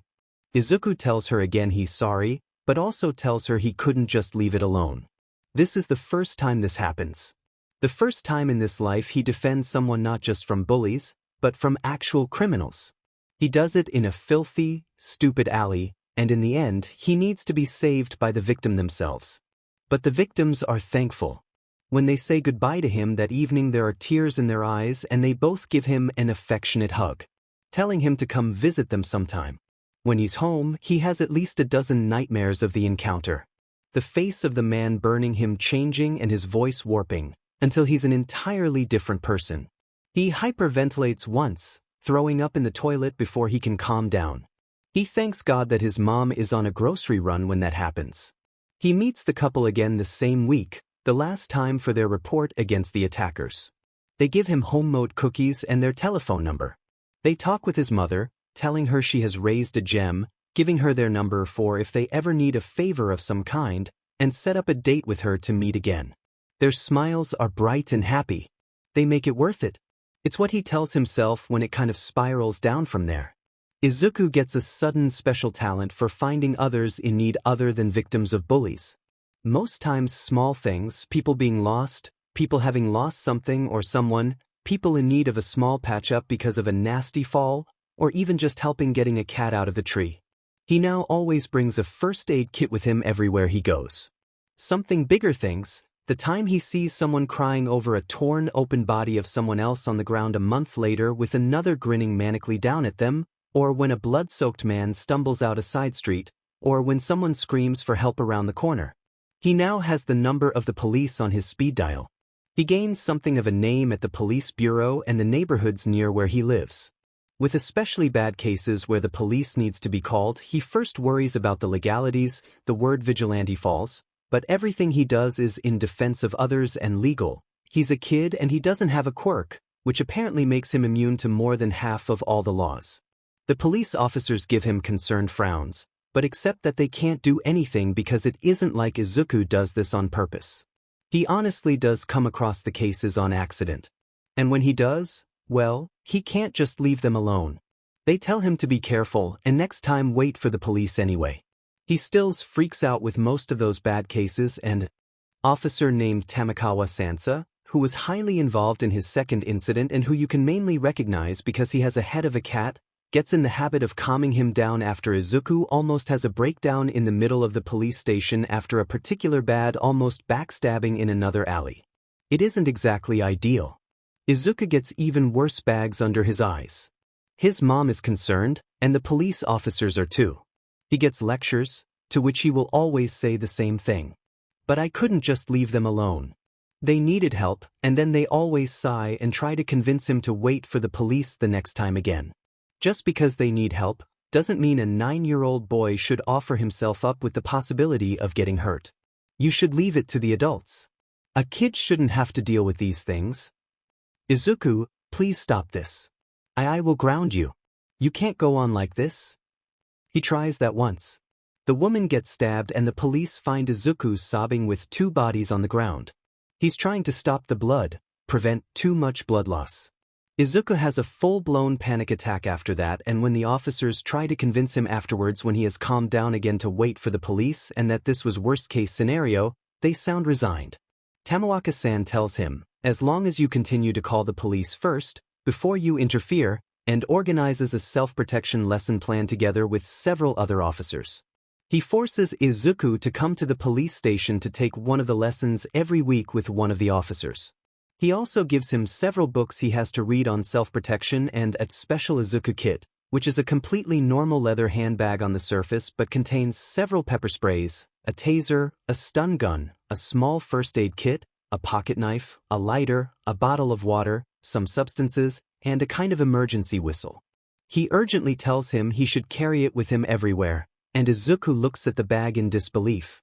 Sadly, Sansa notices the look and notifies his mother that Izuku has to take the stupid bag with him everywhere, with everything in it. His mom is overjoyed with the safety measures, and from that day on Izuku is not able to leave the house without his mother calling a frenzied, "Izuku, do you have your safety handbag?" It's incredibly annoying to walk to school with 2 bags, but even Izuku can't deny the practically when the next assaulter he comes by is down in less than a minute via his pepper spray, and Izuku doesn't even freak out. He gives Tamawaka-san a grumpy thank you when he is there to pick up the unconscious body. "Ah, Izuku, I bought something for you." The excited voice came from his mother. Izuku looks curiously at his mother. "You bought something for me?" She nodded enthusiastically. "Yes, come look at it." Izuku moved to his mother. He blinked in surprise at the 2 big packages on their table. The right one read, "The Ultimate Kit for Becoming a Police Officer," in bold blue letters, and the left one read, "How to Be a Detective," in bright yellow cursive letters, with under the title standing, "The Master Detective Toolkit." "Isn't it exciting?" his mom exclaimed, while beaming at him brightly. There was a slight nervous hint in it though. Izuku sighed, "I know you don't like me wanting to become a hero, because you don't think it's too dangerous for a quirkless person. But this is going a bit far, don't you think?" His mother froze. "Aha, Izuku, what are you talking about? I just thought they looked like something fun for you." Izuku deadpanned. "Mom, I'm 6. Not an idiot. I can connect the dots." She deflated. "Mew, Izuku, at least give it a try. I know you want to be a hero very badly. But you've to consider that it is very dangerous, even when you're not quirkless. I can't in good conscience just let you throw yourself into this without letting you see other options. And I wouldn't have bought it if I didn't honestly think you would find this exciting. You're always so enthusiastic with helping people and mysteries. You should give it a chance." Izuku looked at his mom for a few seconds, then he sighed too. "Of course, Mom, I will try it." Most of the stuff in the kits was lame, made for children, and of questionably quality. But Izuku had to admit some stuff was really cool as he looked at the fingerprint powder, the fancy compass, the mini first aid kit, the strong 2 big leather gloves, the police belt with like 1,000 pockets, and the big rectangular lighter with wide, excited eyes. He wasn't exactly sure how these had ended up in a kit for children, but he certainly didn't mind. Shunji Machida looked with wide eyes at the small, shy boy in front of him taking on 3 newbie police officers at the same time, and taking them down. He wasn't kidding when he told us he was good at martial arts. He breathed at to Sansa next to him. Sansa nodded with equally wide eyes next to him. "I saw him, you know, when I met him for the first time, but I didn't expect him to be so good. We still have to give him self-protection lessons." His voice sounded rather weak. The boy looked at them with big eyes, the agents who fought him having just left the room painstakingly. "Okay, since you've got the whole, Sansa gestured with his hand in a vague manner, martial arts thing down, we will start with how to best use several self-protection devices. After that we'll begin with some standard self-protection moves, and we'll see how much of those you already know." Machida nodded sagely next to him. "Do you think it's a good idea to give a 9-year-old a pepper spray, let alone a stun gun, and teach him how to use them?" Sansa gave him a dead-eyed look. "We have no other options, Machida." Machida looked concernedly at Midoriya-kun, who was fiddling with the pepper spray nervously. "He looks like he will pepper spray someone on accident the moment something surprises him." "We have no other options," Sansa repeated, looking just as concerned. Midoriya-kun looked up to him, his confusion making him forget his reluctance momentarily. "That's not right, Tamako-san. In reaction to such movements it would be the best to move to the right and use his momentum and your own to flip him over," Sansa sighed. No, you're thinking too hard, and your moves are too fancy and mild. The only thing you want to do here is take your opponent down. Your safety is priority. You said you trained in pressure points, right? It's like that, you need to use their weaknesses to full capacity. When your opponent is using those movements, they're aiming to take you down too, so it would be the best to go for their elbow, and push it up, then use their momentum and your fist and slam it in their stomach or giving an uppercut. Those waste the least energy and give you a nice opportunity to follow up in other movements. Maximum damage ability you can get, you know? But won't that get me too close to the opponent? Sansa frowned. Yes, it will, but that is only bad if they have a quirk which can be used to their benefit in close range. Of course, you can use you being up close as a way to overwhelm your opponent, and if you punched him right he won't react immediately anyway. But He raised his hand to his chin thoughtfully. Machida raised his eyebrow to the boy from his place next to Sansa. You have good judgment, don't you, Midoriya-kun? You will be able to read the person you're fighting. Also, you won't jump in recklessly. I think you would recognize which opponents you can get close to and which not. Every opponent is different, you know that, so every opponent needs to be fought differently. Some you should fight with recklessness, and some with absolute caution. Some you must tire out, and some you need to take out as fast as you can. You also know this and follow through with this. You strategize well, but while you're very able to take down persons, you're being too mild, worrying too much about your opponent and not worrying enough about yourself and the energy you spent while taking him down, and the other consequences of the movements you use sometimes. You're only a quirkless kid. You don't have a lot to work with. So, ending the fight as fast as possible is the best option you have, always. You can't afford to hold back, the boy frowned. So, I need to be more careful with myself. Take opponents down as fast as I can, should consider the moves I dash. The boy trailed off in unclear mumbling. Machida smiled fondly at the boy, exchanging a smile with Sansa next to him. Midoriya-kun really was a small little wonder, and while his mumbling took some time getting used to, it was rather cute. Then Sansa's expression twisted in a thunderous one. He raised his arm and slapped Machida over his head. Hey! Don't tell the boy to fight his opponents recklessly. Midoriya Izuku, you are reporting to me right now. The loud, harsh voice interrupted his stuttering talk with Machida-san, and Izuku almost dropped his donut. Machida-san, the jolly green-skinned police officer Izuku had met in his first case, looked at him in disbelief. What have you done now? Izuku, who had been busy looking in terror at the hurricane that was angrily waving a folder to him and storming up to them. I don't know. I've had that stupid bag on me the whole month, no cheating and… That stupid bag, huh? Was growled by the hurricane, going by the name of Tamikoa-san, who was only a few feet distance from them now. Izuku's eyes widen, he opens his mouth, probably to apologize, but Tamikoa-san is first. That bag must have helped you with the 3 cases this month, huh? 1 month, Midoriya-kun. 1 month. You're coming with me right now while I'm going to talk to your mother. You're calling my mother? Izuku looked like a deer in the headlights. One of those 3 wasn't even me on my own. I was with Machida-san. Machida-san froze while Tamikoa-san turned to him with demonic eyes, suddenly calm. Ah? That's right, I read that in the report too. Machida-san, what did I say about giving the wrong example? Oi, now wait a second, Sansa. That man tried to rob the handbag of a lady. I couldn't just let him get away. I didn't know we would end up in the middle of a gang meeting.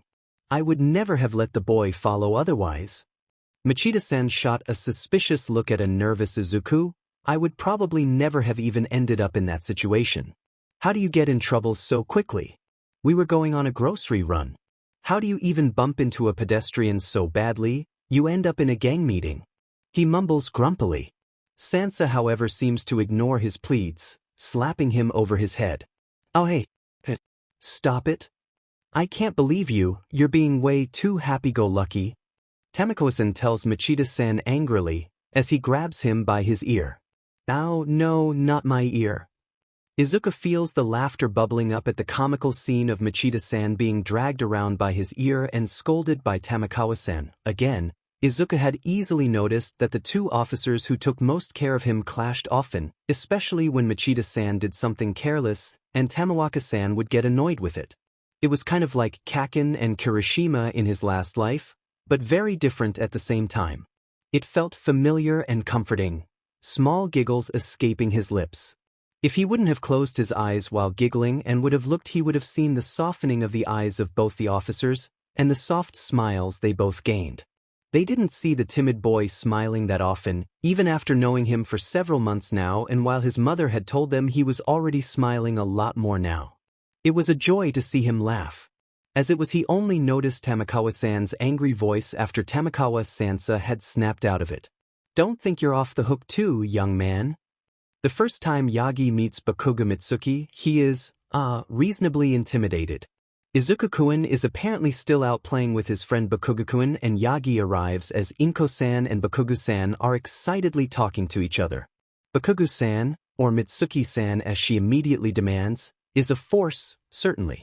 She had apparently appointed herself as guardian of the Midoriya household, because, damn it, Inko and Izuku-chan are way too trusting of creepy strangers. They should both know by now you shouldn't do that. It's common sense. Yagi secretly agrees. But she's also kind, and as Yagi learns when she has partly approved of him, while she is kind of rough around the edges, most of her violent behavior is in response of her son. Yagi doesn't really know how to feel about that. He has met Bakugo-kun after all, or feeling protective of others. She takes the protection of the Midoriyas seriously and tries to take care of them as much as she can in the hours she's there. She tells Inko-san she works too hard, and tangles her in a conversation while sitting her down with tea and cookies. Mitsuki-san talks about her idiot son, who's been out of line again this week while she's bustling around in the kitchen. And he's becoming more and more insolent. Honestly, he even called her a hag last Thursday. For the first time in the time Yagi has known her, Inko-san leaves the serving to another than Izuku or herself and just relaxes while talking and laughing. Cheekily answering that Katsuki-kun has been calling Mitsuki-chan a hag for years already. An hour later, when Bakugo-kun and Izuku-kun finally arrive, Yagi has gained a healthy respect for Mitsuki-san and the things she can make Inko-san do. Honestly, Yagi-san, you should invest in some more form-fitting clothes. It would look great on you. And it's not like you don't have the money, everything you wear is such high quality. It's a shame to not at least buy them to fit you. And now we're talking about that anyway, what is it you actually do for your job? Do you travel overseas? Because you speak English sometimes, Also, with that clothing quality and the expensive restaurant you took us to last month, I would imagine it's something that pays a lot. You don't overwork too much, do you? You should look out for your health. Don't think I didn't see you lagging earlier. I've Izuku as my son. Those things don't escape my notice. Izuku looked in amusement as his mom's worried rambling made Yagi-san slowly shrink into himself. They were sitting in the kitchen. At least Izuku and Yagi-san were sitting. His mom was busy with several pots and pans in front of the stove, preparing dinner, all the while interrogating Yagi-san. Really, Yagi-san should be used to it by now. No, Inko-san, please don't worry. I'm able to handle the workload. So, you admit you've got a big workload? Yagi-san winced. It's a reasonable workload. There was a small pause, and Yagi-san's eyes flickered between them. I actually work in the hero business. Oh, you do? That's amazing. Do you work at an agency? Maybe as a manager, or someone else behind the screens? Yes, sort of. Izuku's sweat dropped at the hesitating, awkward mutter, but his mom seemed to be oblivious. That's so exciting. You should talk with Izuku about heroes sometimes. Izuku knows a lot. Maybe you can tell him about some personal experiences. I'm sure Izuku would love that. Izuku's mom looked at him, and he nodded. Yeah, that would be pretty cool. Yes, of course. You're a fan of them, right? Do you have a favorite? Maybe Best Jeanist or Endeavor Dash. Izuku frowned at him, and his mom let out a laugh. Yagi-san blinked at them. Not Endeavor then. His mom moved to the table and ruffled his hair. No, Izuku doesn't like him. It goes way back to when he only was a baby. Once, when he was 3 I think, I tried to give him one of those action figures, of Endeavor, but Izuku threw a huge tantrum. He has a poster of every hero in his home, but Endeavor. Even now he gets grumpy with every mention of him, as you can see. She rubbed his hair again, and Izuku let out a protest. I've never understood it, but Izuku says Endeavor just gives of this bad feeling, and, well, Izuku has always had pretty good instincts with people. Though I can't imagine why the number 2 hero should give of a bad feeling. Yagi-san blinks at him with searching eyes, and Izuku grumbles. Just because someone is a hero doesn't mean they're a good person, Mom. 𝗕𝗶𝗍𝗂, what are you doing here? I thought you were reassigned in Hosu. The detective blinks, surprised at the police officer approaching. Ah, hello, Sansa-san. I actually got transferred back again, at least temporarily. I've got a close friend who I'm concerned for here. He's probably going to leave the city soon, so this is my last chance to see him often. He should be here to pick me up soon actually.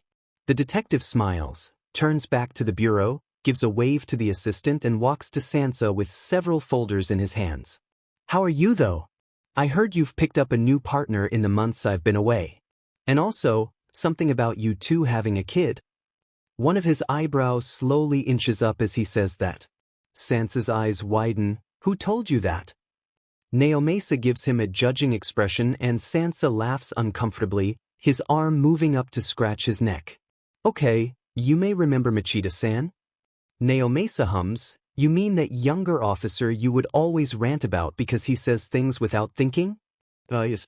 That's the one. Well, circumstances forced us together and I found out he may have not been as bad as I thought. Chief noticed we work pretty well as a team, and Masumi-san, you know, my previous partner got transferred too, so we're partners for now. And what about the kid? 𝗕𝗶𝗍𝗂 looks at him as he opens the door to the lobby. That's a longer story, Sansa answers hesitantly. I figured. Well, spill. Okay, so there's been this kid, Midoriya Izuku, and he got involved in a few incidents. He has this weird talent to come across trouble, and unfortunately this included various serious assaults. But Sansa, where have you been? I've been looking for you everywhere. 𝗕𝗶𝗍𝗂 jumps in shock from the sudden loud exclamation, but Sansa just groans. He turns around and hisses to the man approaching, Quiet, idiot. You're talking too loud.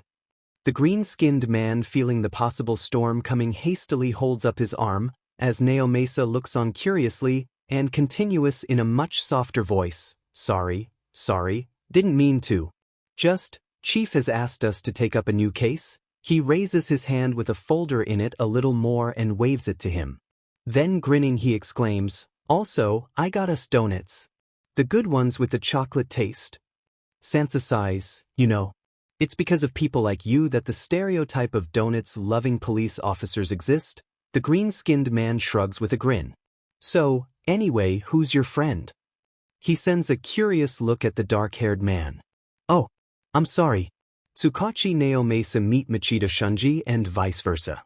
Machida is my new partner you heard about, 𝗕𝗶𝗍𝗂, and 𝗕𝗶𝗍𝗂 here is an old colleague who is going to work here again. Really? It's a pleasure to meet you. Likewise, 𝗕𝗶𝗍𝗂 responds calmly. His eyes take on a mischievous shine, however, when he continues, Sansa-san was just telling me about your child. Machida splutters. You too? You've been here for how long? I can't believe you people. You say it in a way to misleading way. He turns upset to Sansa, I thought you were against it too? Sansa groans. Others have informed him before I could interfere. It was already too late? Machida takes on a gloomy look. So, what did you tell him? I was just telling him about the trouble Midoriya-kun always gets in. Machida immediately switches from gloomy to exasperated. That boy is going to be the death of me. Last week I followed him everywhere. He got into 2 bully incidents, almost fell out of a tree while trying to help a cat, stopped someone else from beating a dog, and somehow came across a man who had fallen out of his window and had broken his leg. There's no way all that happens in 1 week. It's just too much. Sansa blinks at him. I don't know if I should be disturbed by the fact you followed him or all the incidents. What? Machida replied indignantly, I was trying to find the reason he comes across so much incidents. Chief gave me permission. To make sure we know what we should be cautious for and where we should search for crime and injustice, so that we can guard and protect the city with our all, he said. Sansa nodded with a patient, calm expression on his face. You bullshitted to the chief, didn't you? Gave some weird speech again to get permission. Chief is weak for those, Sansa states more than asks. No. No way, why, his protest get ignored though. But actually, that could be a good idea, you know? To get Midoriya-kun some bodyguards or something. God knows, We will all gain less wrinkles that way, Sansa-san interrupts. Midoriya-kun would never agree though. We could ask his mom. Midoriya-kun is unable to not listen to her, or get mad even. Machida nods contemplating, I think that may actually work. Midoriya-kun's is a total mama's boy. His mom would be overjoyed and I'm sure Chief will agree. It's for the safety of a citizen after all, and he secretly adores Midoriya-kun. I heard he is already rooting for Midoriya-kun to become a police officer. And if he doesn't agree just on principle we can even just say it's training for the newbies or something? 𝗎𝗄𝐴𝐴 looked at them in disbelief. I think I understand why they're calling him your kid. The poor parents of that child better look out. They whip to him with a disbelieving, insulted expression, and 𝗎𝗄𝐴𝐴 chuckles. Sansa opens his mouth for a very indignant answer but gets interrupted by scrawny blonde man, with clothes at least 3 sizes too big, walking to them. 𝗎𝗄𝐴𝐴, there you are. Are you ready to go? 𝗎𝗄𝐴𝐴 turns around surprised. Oh Yagi-san. I am. Give me a few seconds. He turns back to Sansa and his partner. I'm sorry to cut our reunion short, but as you can see I've to go. It was a pleasure to meet you Machida-san, and of course, to see you again Sansa-san. I'll be back again Thursday, so maybe I can talk to you again then. Perhaps even meet your kid. And he walks to the blonde man with an amused grin on his face, while he leaves the 2 officers spluttering. They're sitting in the kitchen again. It had been a calm evening until now, ordinary but nice. Izuku had come home on time, nothing particular having happened to him today. He and his mom had gone to the police station after school, where his mom had had a long talk with Sansa-san and the chief. From what Izuku had managed to catch, they had been talking about possible therapy and possible bodyguards. Which was ridiculous. Honestly. Izuku didn't want to bother anyone with his problems any more than he already did, and he had been fine for so long already. But his mom had seemed happy when they left, so Izuku would let it go for now. It was a Yagi-san day, so when they got home, his mom, still happy from earlier, had immediately started preparing dinner with Izuku helping on the side. Yagi-san had been received enthusiastically as always, and there they were. It was weird though. It was weird because Mom's and Yagi-san's moods were clashing. Both were subtle, but it was easy for Izuku to see the content air around his mom, so content that she was obvious to Yagi-san's anxious, disturbed air. Izuku wasn't obvious. Izuku had been waiting for an explanation the entire time Yagi-san had been there, looking at him with questioning eyes. Yagi-san was looking at his food however, moving the rice around, avoiding his eyes. He scraped his throat. I'm going to leave soon. His mom looked up surprised. What did you say, Yagi-san? I'm going to leave soon. The city, my job demands for me to move. So, I'll be unable to see you as often as now. His tone was strained, like a rubber band about to snap. You're going to leave? His mom's voice sounds a little bit hollow, Izuku thinks. It reminds him of no, he shouldn't think about that now. Not yet. In about 3 months. I wish I could stay, but I've no choice. I'm sorry, Yaisen looks like a pained puppy even with his efforts to act normal. The silence that falls is unpleasant. Izuku wants to reassure him, say that it wasn't his fault, but it feels a little bit unreal. Yagi-san had been with them for around 2 years now, always visiting weekly. No exceptions. He was family now really. He knows his mom feels the same. Even the Bakugas had started to actually accept him. Though he should have known.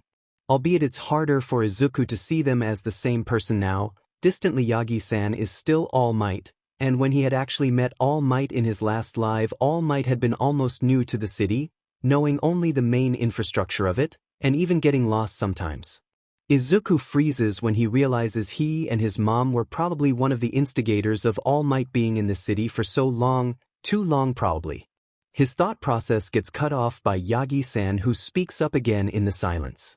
I would still like to keep contact, via talking over the phone or something, and I would be able to visit sometimes. Maybe. Then Izuku manages to find his voice somewhere. Where are you going then? Information gathering was easy to fall back on. Analyze and judge. Yagi-san blinks at him surprised. It's not really clear. I'm going to have to travel a lot. I'm sure some of the locations will be close, so I will be able to visit, but well. Izuku nods. He looks at his mom, who still looks a little bit lost. But we'll still keep contact? You will still call us, at least once a week? If you are okay with that, I would really like that. Yagi-san is fiddling. And for how long are you leaving? I'm not sure. Are you coming back? I don't know. And we still have 3 months? Yes, we have. Izuku looks at his mom, who is looking at him too, unsure but better now. She nods at him. Then his eyes glide to Yagi-san, who's still fiddling, looking down to his hands. Well, I think we're able to deal with that. If you're sure to call us at least every week, he makes sure to emphasize that every week part because Izuku isn't at all that sure if he's actually alright with this, but his adults need a rock, and Izuku has never had any problem with sacrificing himself. But you're going to have to visit us these 3 months at least twice a week, and we're helping you pack. Also, when you come to visit you better have some nice souvenirs and stories. Izuku totally ignores Yagi-san perking up looking at him with wide eyes, and his mom grinning amusedly. I agree with Izuku. You better call us weekly, otherwise we'll come search you. His mom giggles softly, teasingly continuing. Someone has to make sure that you take care of yourself. Maybe you can finally buy some form-fitting clothes. Yagi-san smiles at them exited. Of course, I'll make sure I will call every week, no matter what happens. The images flash before his eyes. There's blood, tears, sweat, broken smiles. He has seen this before. A distressed child. A desperate mother who will do anything. Someone is talking to him. He thinks it's to calm him down. He looks at the orange blob in a haze. He recognizes it, though he isn't sure whereof. A hand reaches to his face, and he feels himself flinch away. Hands were dangerous, and all he can remember is explosions too close and crumbling skin and hopes. The hand immediately retracts. A worried voice calls out something, but Izuku barely understands what it means. Machida, he isn't calming down. We need to call his mother. Can't. His mother is on a trip for her work. She wouldn't come home after at least 11 p.m., remember? The voice sounds anxious. Well, she put up another number for us to call when she wasn't reachable. 2 even. Call one of them. Oh right. There's a rush when one of the blobs move and more mumbling. Midoriya-kun. Midoriya. Please calm down. It's okay now. It's okay now. You know why? Because I'm here. That were his last words before he ended up in the hospital, and nothing would be ever all right again. We're calling Toshinori Yagi, okay? He'll be here soon too. Toshinori Yagi. Izuku had never been sure if he had liked that name on his grave. He probably should be because the villains had trashed all the other known hero graves. He couldn't shake the feeling though that there laid a man in that grave who had done so much. But every passing stranger would just see an unknown name. Unimportant in the sea of gray stones. The man would never receive what he deserved. Not even in death. It's not helping. He isn't even reacting.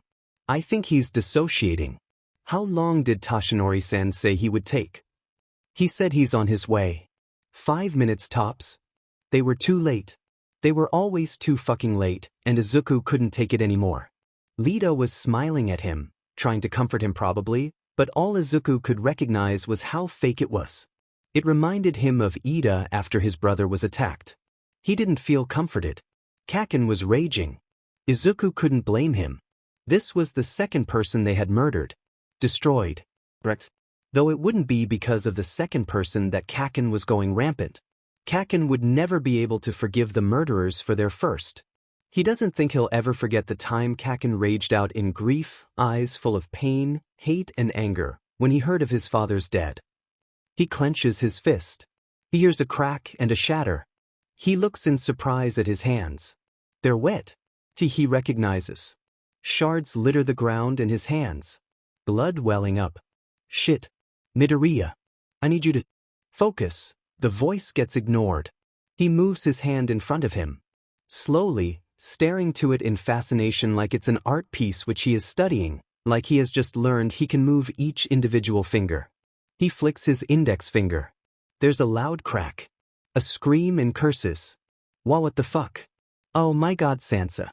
Are you all right? There's some stumbling. Izuku ignores it as he looks at the cracks littering the ground following the path of his finger flick, the pile of ruin where first stood a desk, and the hole in the wall across from him. What the fuck was that? A fucking wind wave? I thought Midoriya didn't have a quirk. Sansa, oh my god, there's a fucking pen stuck in your arm. I noticed. The person sounds pained in his sarcasm. I'm fine though. I'm fine, Izuku. Don't worry about little old me. The doctors will take care of me. Her voice sounds weak and her smile is pained. More importantly, we have to stop Midoriya from doing it again. Did Midoriya get influenced by some other quirks? Izuku flicks another finger. This one is bleeding. There is a shockwave as rubble flies around. Crashes. Curses. Hurried footsteps. Fire. The rubble is all that's left. No one is capable of surviving a fire like that.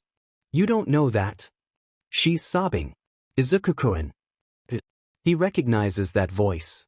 He looks up at the blurry and dim shapes. The yellow, blonde hair surprises him. He can't help but feel like a smile should be there on a face where the only thing he can find is a worried frown.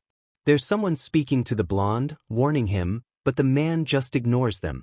Izuku, can you hear me? He can. He stares at the man, trying to keep focus. Can I come closer? The man looks at him unsurely, but calmly. Izuku looks at him for a little bit longer, then he nods. The man steps closer and crouches before him. See, can I hug you? Izuku feel his brow crinkle. An act of comfort. Was he in need of comfort? Izuku likes hugs though. He spreads his arms. The man smiles. Pained but soft. He reaches with long, thin arms and engulfs him whole. His white shirt is soft under his hands, and Izuku buries his face in it. His nose gets assaulted by a familiar, comforting smell. All might. Yagi-san. He snaps out of it. Tears and snot begins to dribble. Sobs begin to shudder through his frame. His lungs become more desperate for air. And all the while Yagi-san is mumbling comfort, shushing and drawing circles on his back. It's all right, my boy, just go to sleep. I'll take care of anything for now. Sansa clenches his jaw as the medic pulls the pen out of his arm. Jesus, Sansa, this one is in deep. What happened? Sansa was sitting on the rubble of one of the collapsed walls. The room is in pieces, cracks on the floor and a giant hole in the wall. The two cracks in the ground, or better described as raw grooves, divide the room. The parts of the wall and floor have blown everywhere, and it's the same story for the items on their desk and the desk itself. Sansa doesn't even want to think of all the paperwork that is lost under those pieces of plaster and rocks. Machida is talking and gesturing to the chief and several others in the corner, and the origin of the mess is crying in the arms of a blonde man he vaguely recognizes as Naome's friend. I don't even know. The kid flicked his fucking fingertip and suddenly parts of the room blew up. The kid? Midoriya-kun, right?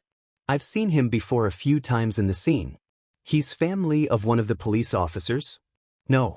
Sansa sighs again. He really doesn't want to explain this right now.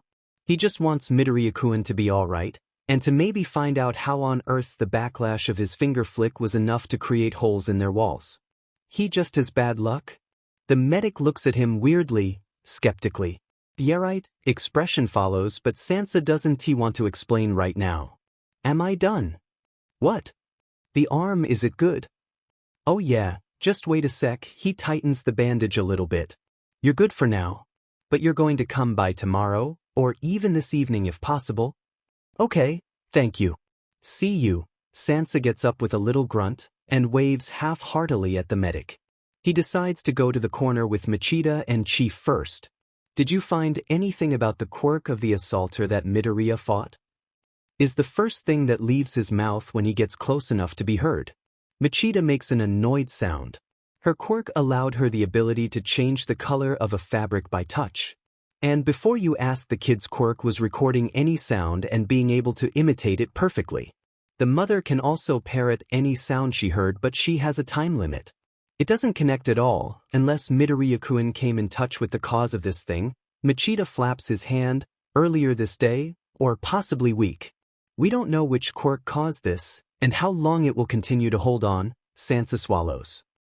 So, we've basically no clue. Has anyone talked to Midoriya-kun yet? They all turn to the couple on the other side of the room. No, not yet. We don't want to disturb them and provoke another possible outburst. Because we don't know what it is, it's better to be careful for now, Sansa nods. Guess the only thing we can do right now is take care of this mess. Their hopes for an explanation are crushed later that evening when Midoriya-kun wakes up in Chief's office and asks them what happened. They try to coax out some answers, but Midoriya-kun tells them that everything he can remember from earlier that evening is hazy, vague, and also basically non-existent. He's confused mostly and can't even remember a large part of his fight. He had even more question marks than them, honestly.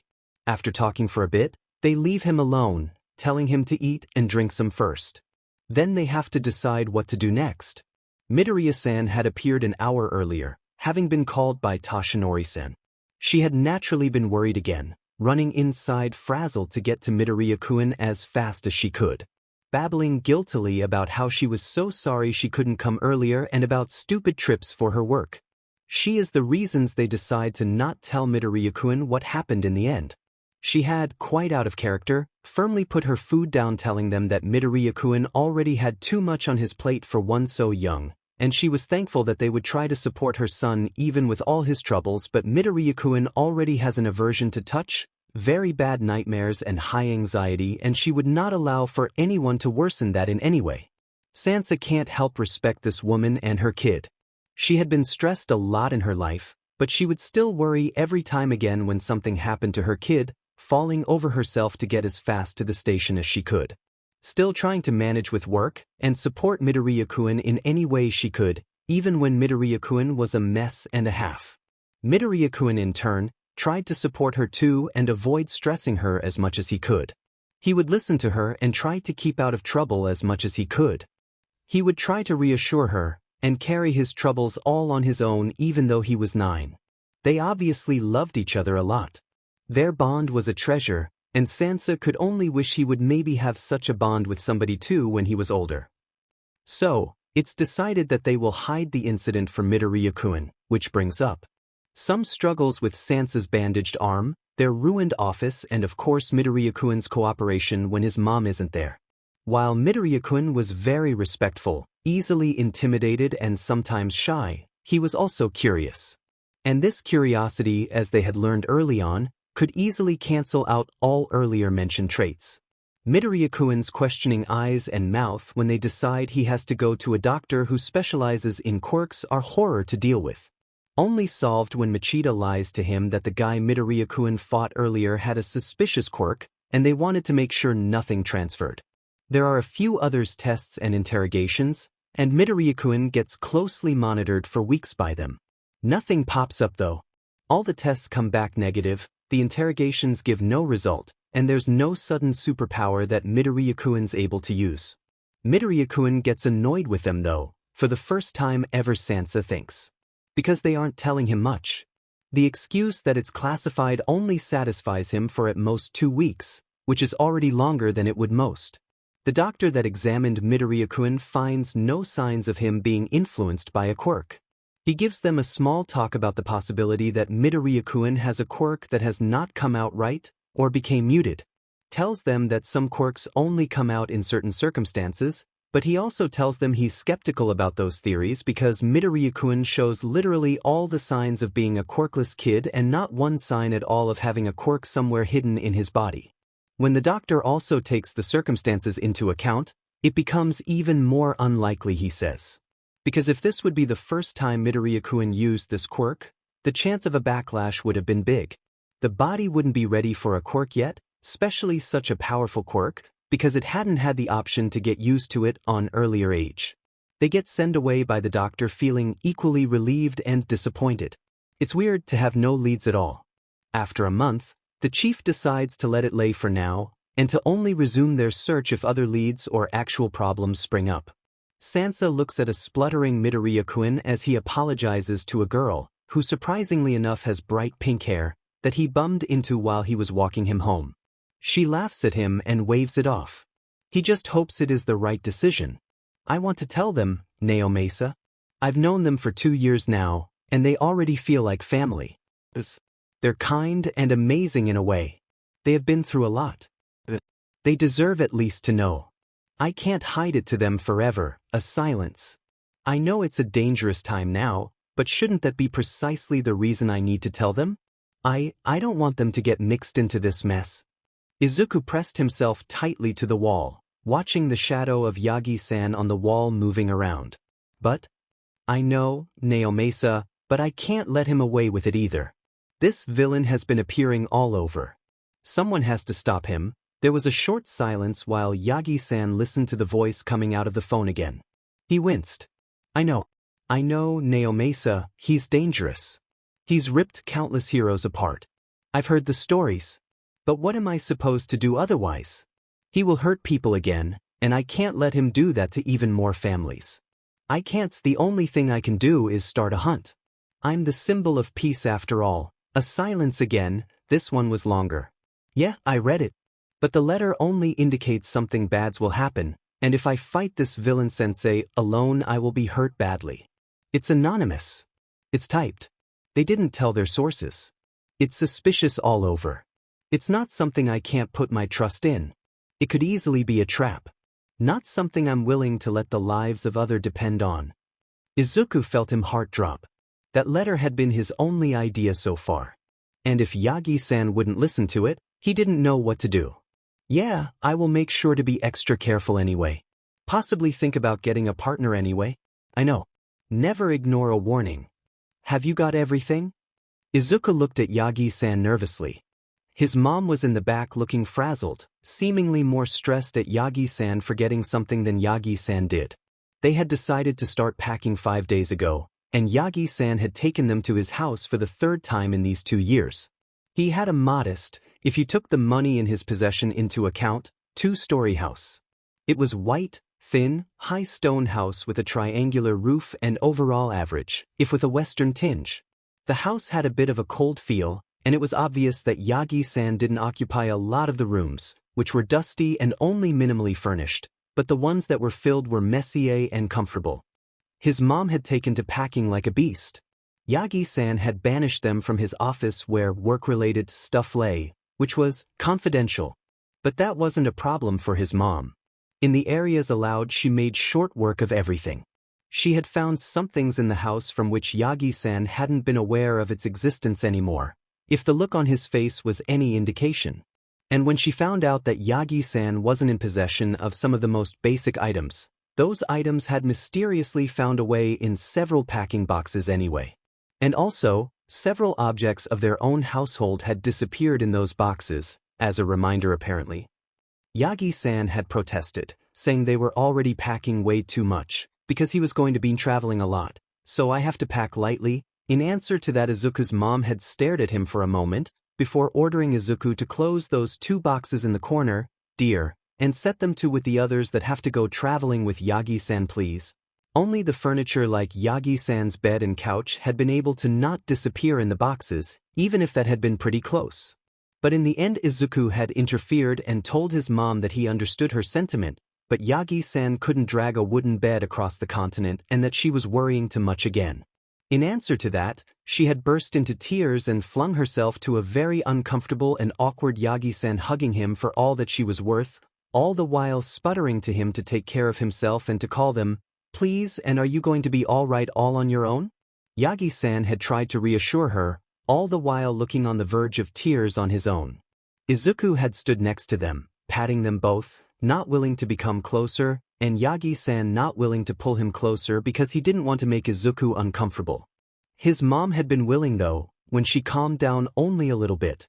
She had looked at him with tears brimming her eyes, and snot dripping from her nose, had gasped, and pulled him with force, making him tumble between them. He only came up to his mom's shoulders and the chest of Yagi-san, so he was squashed fully them. He had frozen up at first, all stiff and suddenly nervous. It had taken some time, but after standing between his sobbing mom and a Yagi-san who was still trying to hold it together for only a few minutes, he ended up clutching them just as tightly as they did him. When they finally finished packing, they were done way too early. They still had 2 full days, and everything in 𝐻𝐻𝐸-san's house was packed, sold, or stored away safely. The only thing 𝐻𝐻𝐸-san hadn't yet decided on was what he wanted to with the house itself. With the one day left, they decided to do something fun. 𝐻𝐻𝐸-san proposed for them to go picnicking or maybe to the beach. Both of those proposals were however rejected by his mom, who decided that just picnicking wasn't special enough for their last trip and didn't want to go to the beach because she knew Izuku would sometimes get squeamish around water. They fired some other ideas back and forth and finally decided on going to an amusement park. The amusement park is huge and cheerful. With bright colors, lots of stands with food and games, several attractions, including roller coasters and a Ferris wheel. It is fun. They go to the haunted house, which scares the crap out of Izuku and his mom. After that, they get forced by his excited mom to go on several roller coasters, which surprisingly 𝐻𝐻𝐸-san doesn't handle all too well. He stumbles green-faced after a few rides, getting pulled by an excited 𝐒𝐭𝐲 who doesn't seem to notice his struggles at all, and seems ready to get swallowed by the ground when she mentions another roller coaster for them to go on. He mouths a help me to Izuku, and because Izuku is a good person who worries too much, he decides to do exactly that. Actually, Mom, can we first visit some of the game stands, please? His mom agrees immediately and off they are. At the gaming stands they split up so each can do a game on their own. His mom laughs when she later gets an adorable purpley pink teddy bear from Izuku, who won it and gave it to her as a surprise. 𝐻𝐻𝐸-san blushes when he gets a teddy bear too, one that is bright yellow, brown, one wearing a red, white and blue plaid bow tie and has on the paw pads and inside the ears the same plaid. Shortly after that, Izuku however gapes when the two return from a bathroom break with a rather basic teddy bear if it wasn't for the size, which is basically just as big as him. Izuku is secretly, or not so secretly, super happy with it. Later on, they eat something at the stands, and at last they also decide to take a boat ride, which is nice too, even though it's rather snug because of how huge Izuku's teddy bear is and how small the boat. During it all they have made plenty photos too. All in all, it was a great trip, and Izuku's mom is elated when they come home. They have their last evening meal with each other, at least for a while. And this should have dampened the mood, but with all the excitement from the whole day they end up talking happily with each other and not thinking about it at all. It's probably one of the best days Izuku has had for a while, and maybe even one of the best of this new life. It's nice to feel like a kid again. When the day came that 𝐻𝐻𝐸-san would leave, it was a bright sunny day. They had all gathered before their house where someone would pick up 𝐻𝐻𝐸-san. Even the 𝗵𝗃𝗲s coming to say goodbye. And you better call them. They have already been depressed for the last months while you were still here. If you won't call, and I will have to deal with a sad 𝗏𝗏 for even longer, I will take a stick for every day, find you and shove them all up. Mitsuki. Please, mind Izuku and Katsuki-chan. And it's not 𝐻𝐻𝐸-san's fault that dash. Not 𝐻𝐻𝐸-san's fault, my ass. I told him to not hurt you when we first met, and here I am buying more tissues than I've ever wanted in my life. I do have to agree with Mitsuki here, 𝗏𝗏. Masaru-sen piped in. Izuku has been more down too. The least you could let us do is giving him a reminder of our warning. Our? Sir. You're supposed to be the rational one of you three. Kaken was standing on the edge of their ring looking like this was the last place he wanted to be, determinedly turning his head away and muttering angrily. 𝐻𝐻𝐸-san stood a few meters left of him, looking with the minute more uneasy while watching the argument between Mom and Mitsuki and Masaru. Izuku moved next to him, tugging his shirt. 𝐻𝐻𝐸-san jumps in surprise and looked down. You shouldn't worry about them. Mitsuki-san and Masaru-san like you. They're both just sad you will leave. 𝐻𝐻𝐸-san flicks his gaze to the trio again, doubtfully this time. If you think so. I do. They both look at the bickering silently. You will call, right? Izuku looks up at him. And stay safe? Izuku thinks he may have asked the last question a little bit too urgently because 𝐻𝐻𝐸-san gives him a surprised and a bit questioning look. Then his look softens and he crouches down next to him. Of course I promised, didn't I? At least once, every week, Izuku looks at him. At the man that had been his mentor but now felt more like a particular close family friend, uncle, or even like a father. It wasn't enough. Promise me that you'll come back again. This time there is definitely a desperate tone to his voice. 𝐻𝐻𝐸-san seems a little bit disturbed at the question, and Izuku hears the argument behind him calm down, but he doesn't care. He just needs an answer. Yagi-san looks at him. Izuku, is there something dash? Izuku shakes his head in panic. Please promise me that I'll be able to see you again. That you'll be alright? But Yagi-san keeps looking at him, investigating him with his eyes, like he's able to find every little secret of Izuku that way. Then he sighs, I can't dash, and Izuku's face crumbles. His shoulders drop, and Izuku's gaze drops to the pavement. Izuku should have known, no one can ever promise that everything will be fine. It's not something you can promise, without possibly lying. He shouldn't have asked something like that of Yagi-san. Izuku knew how it was after all. To smile and promise and slowly break apart. There's a laugh. Young Izuku-kun. Of course, I will be alright. I will see you and your mother again soon, with the promised souvenirs. Izuku's face snaps up. Yagi-san is smiling at him brightly. Hey kid. Take care, okay? Of your mother, but also yourself. And Izuku flings himself to Yagi-san. Ignoring Kaken making a little gag sound behind them, and Mitsuki-san slapping his head and their devolving argument behind him. He wasn't sure how real that smile was, wasn't sure if Yagi-san would keep that promise. But Yagi-san would try. I will miss you, Yagi-san. A big hand patted him comfortably on his back. I will miss you too, but try to sound less like I'm walking to my deathbed. Yagi-san's laugh rumbles through his chest, but Izuku, whose face is buried in that same chest, doesn't react. Just make sure to be safe, okay? No taking on villains without thinking of yourself? Izuku mutters it so softly he himself can barely hear it. He curses himself when he feels Yagi-san startle at it though. It's then that the car pulls up, and Izuku uses it as an excuse to part from Yagi-san, avoiding his eyes. It's possible Yagi-san hadn't heard him right. It was possible Yagi-san saw something else which made him startle. It's unlikely though. His mom walks to them with soft eyes, and it's nice to have a distraction. She gives Yagi-san a last hug, then she walks back to Izuku, clasping an arm around him and pressing him to her side. Izuku watches Yagi-san step into the car, with desperate eyes. Knowing he will not be able to stop what comes next. It's the same turning feeling in his stomach again as the time when Ida left for Hosu. People should learn from their own mistakes, Izuku. One will never learn if one does not get hurt. You cannot always save everyone. You shouldn't have to. He waves weakly as the car rides away. His mom turns to him with teary eyes as soon as the car is out of sight. Come on, Izuku. It's been a long week. Let's go drink some tea. Maybe watch that All Might film again that you love so much? Izuku's stomach turns again. Midoriya? There was a squeak and a crash. Machida-san? Hey. Midoriya, I told you that you can drop the suffixes by now. We've known each other for almost a year now. The tense boy relaxes a little bit on the ground. He's so naive. Also, what are you doing on my computer? And Midoriya tenses up again, taking on the look of a deer caught in the headlights.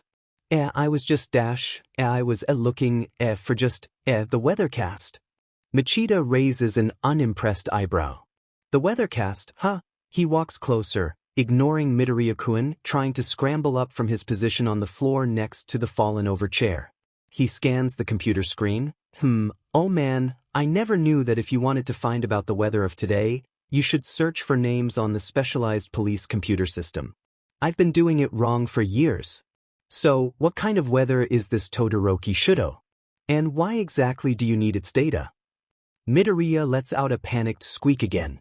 No one and no one. And I don't need any data. Machida gives him his best scolding Sansa-raising one eyebrow impression, and Midoriya gives in almost instantly. I just wanted to know his address. Not for anything weird, I swear. He seemed like he could use a friend right now. And I thought I could maybe, of course, only if he wants to. And I don't know how to find him in any other way, so I thought, I'm really sorry for using your computer. Machida blinks at Midoriya, unclear explanation. So, you saw this Todoroki Shudo somewhere. He looked sad, you wanted to make him happy, but you don't know him, and I'm guessing he didn't appear again at the place where you met. So, you want to go to his house and ask him to play or something to cheer him up, but for that you need an address. Midoriya looks away. So, Machida got at least the gist of the story. But he was getting better at this kid interaction thing. It only took almost a year.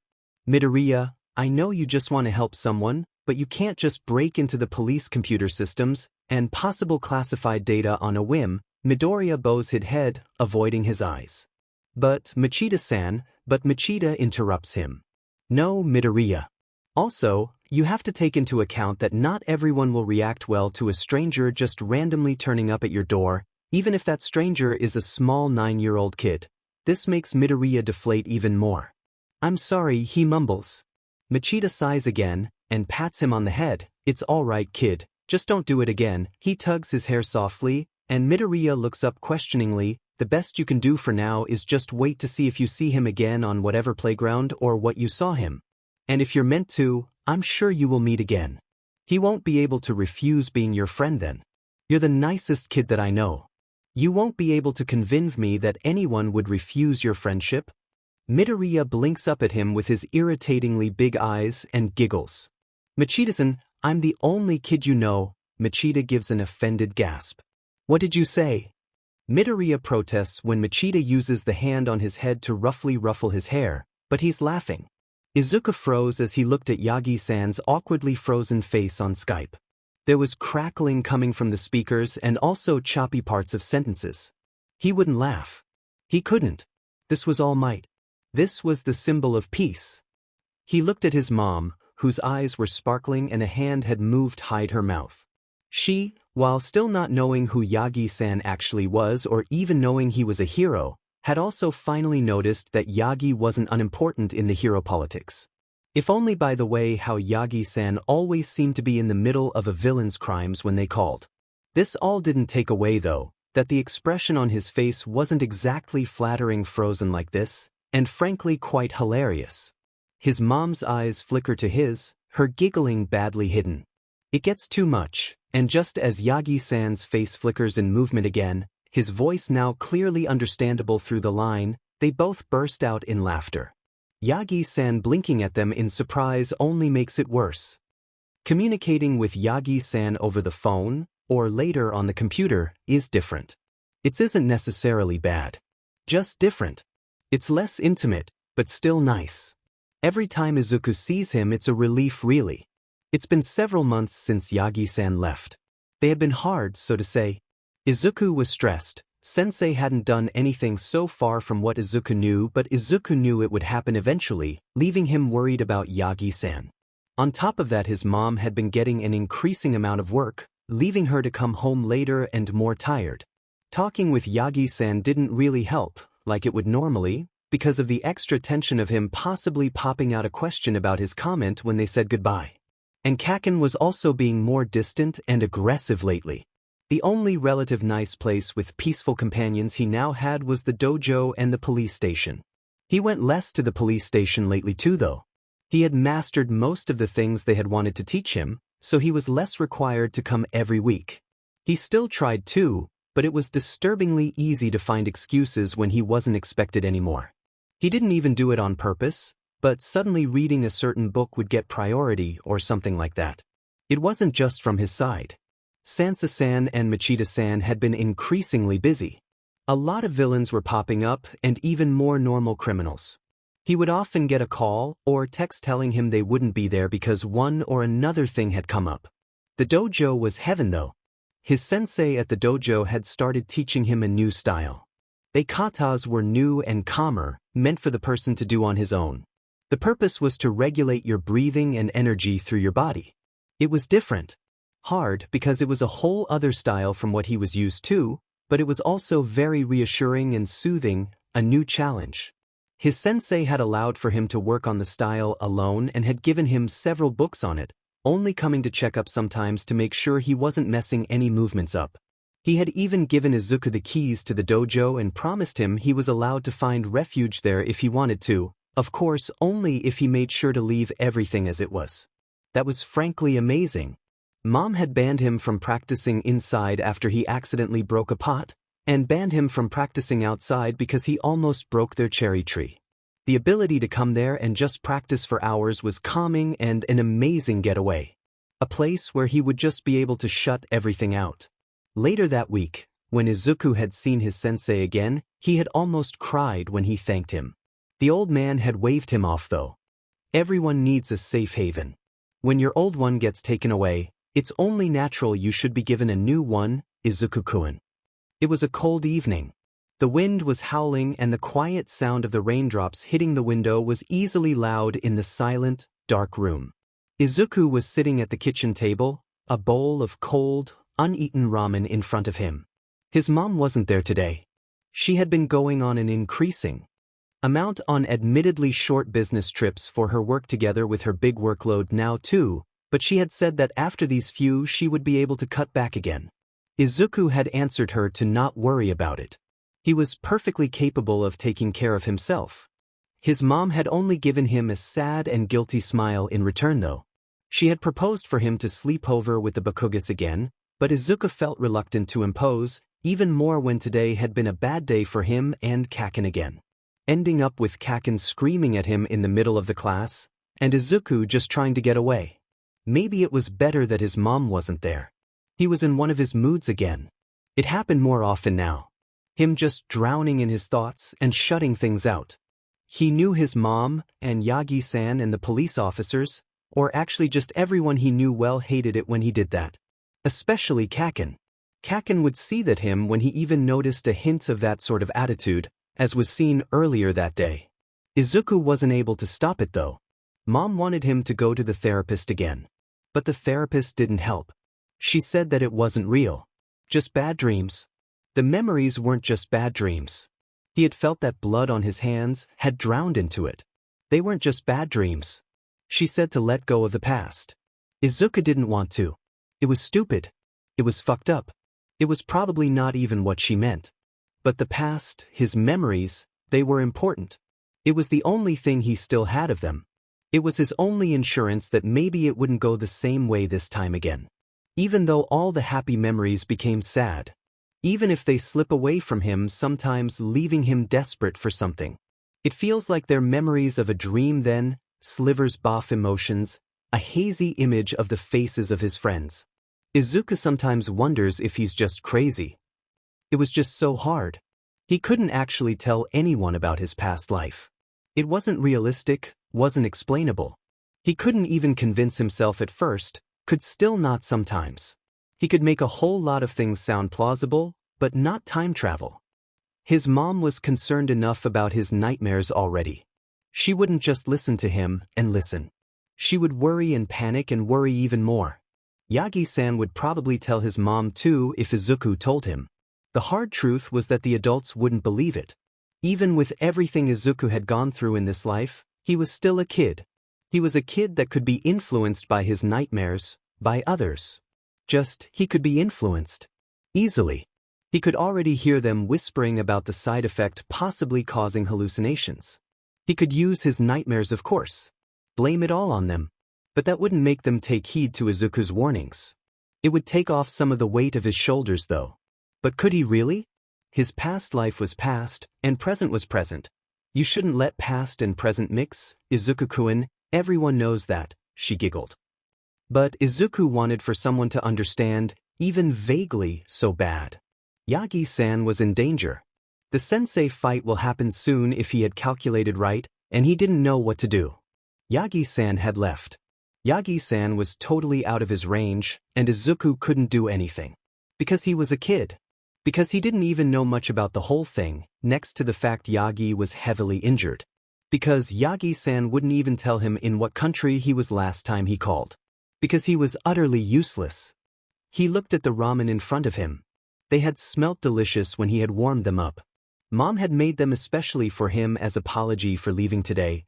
Probably took an entire afternoon off for it too because ramen was a new dish she was trying. But all he could do was look at them with a hollow and nauseous feeling in his stomach. I'm going to be alright. I'm useless. I'm trying. I want to forget. I have changed things. I've changed things, but is it better now? Honestly, all what Izuku truly wanted to do is sleep, and never get out of his bed again, and never wake up again and just not feel, not think. Just be empty. Hiding away was bad. Running away was bad. Can you hide away from your future? Izuku stayed at the table until 3 in the morning. Then he moved to his room after cleaning the table, putting on his pajamas and getting into his bed. He didn't sleep at all that night. Were you all right yesterday, Izuku? You went to bed on time, right? Izuku smiled. Of course, Mom. Don't stress so much. Your ramen was delicious? So, you're the kid I've heard so much about from Machida-san and Sansa-san. It's a pleasure to meet you. The boy smiles up at him nervously with large eye bags under flickering eyes as if he wasn't able to look too long at one thing. He's a little bit unnerving if 𝗕𝗄𝐴𝐴 is honest. His freckles standing out on skin which while slightly tanned had a sickly pallor to it. Too well-spoken for a kid so young. Too nervous, not in a shy way, but rather cautious, hunted. 𝗕𝗄𝐴𝐴 can't see how Sansa could describe him as one of the cutest kids on earth, I swear. Likewise, Tsukachi-san, he is picking on one of the threats hanging from his hoodie and avoids 𝗕𝗄𝐴𝐴's eyes. It's silent for a while, and the boy keeps fiddling, never relaxing. 𝗕𝗄𝐴𝐴 eventually sighs. You're waiting for Machida-san, right? He'll probably be busy for a while. His eyes flicker to 𝗕𝗄𝐴𝐴 again. I know. But Mom doesn't allow me to walk home alone this late anymore. 𝗕𝗄𝐴𝐴 raises his eyebrow at the stuttering. He was making the boy nervous. Maybe he should let the boy have his peace. The silence continues on. 𝗕𝗄𝐴𝐴 gives up after only 5 minutes. The boy looks like he wants to drown himself. He starts on a topic all small kids like. So, I heard you wanted to become a hero? The boy startles. Ah yes, he murmurs. Since I was small, 𝗕𝗄𝐴𝐴 smiles a little bit in humor. Kids were always so quick to call themselves big. You must be very determined, the boy nods, and 𝗕𝗄𝐴𝐴 can see his muscles slowly relaxing, if only a little bit. I think heroes are amazing. I want to help others too, like All Might. His face lights up with a small shy smile as he says it, and 𝗕𝗄𝐴𝐴 can finally recognize the adorable boy in him that Sansa described. You seem like you would be a good hero. The boy's eyes widen, finally stop flickering everywhere and zero in on him, a bit of a disbelieving expression on his face. Thank you, sir.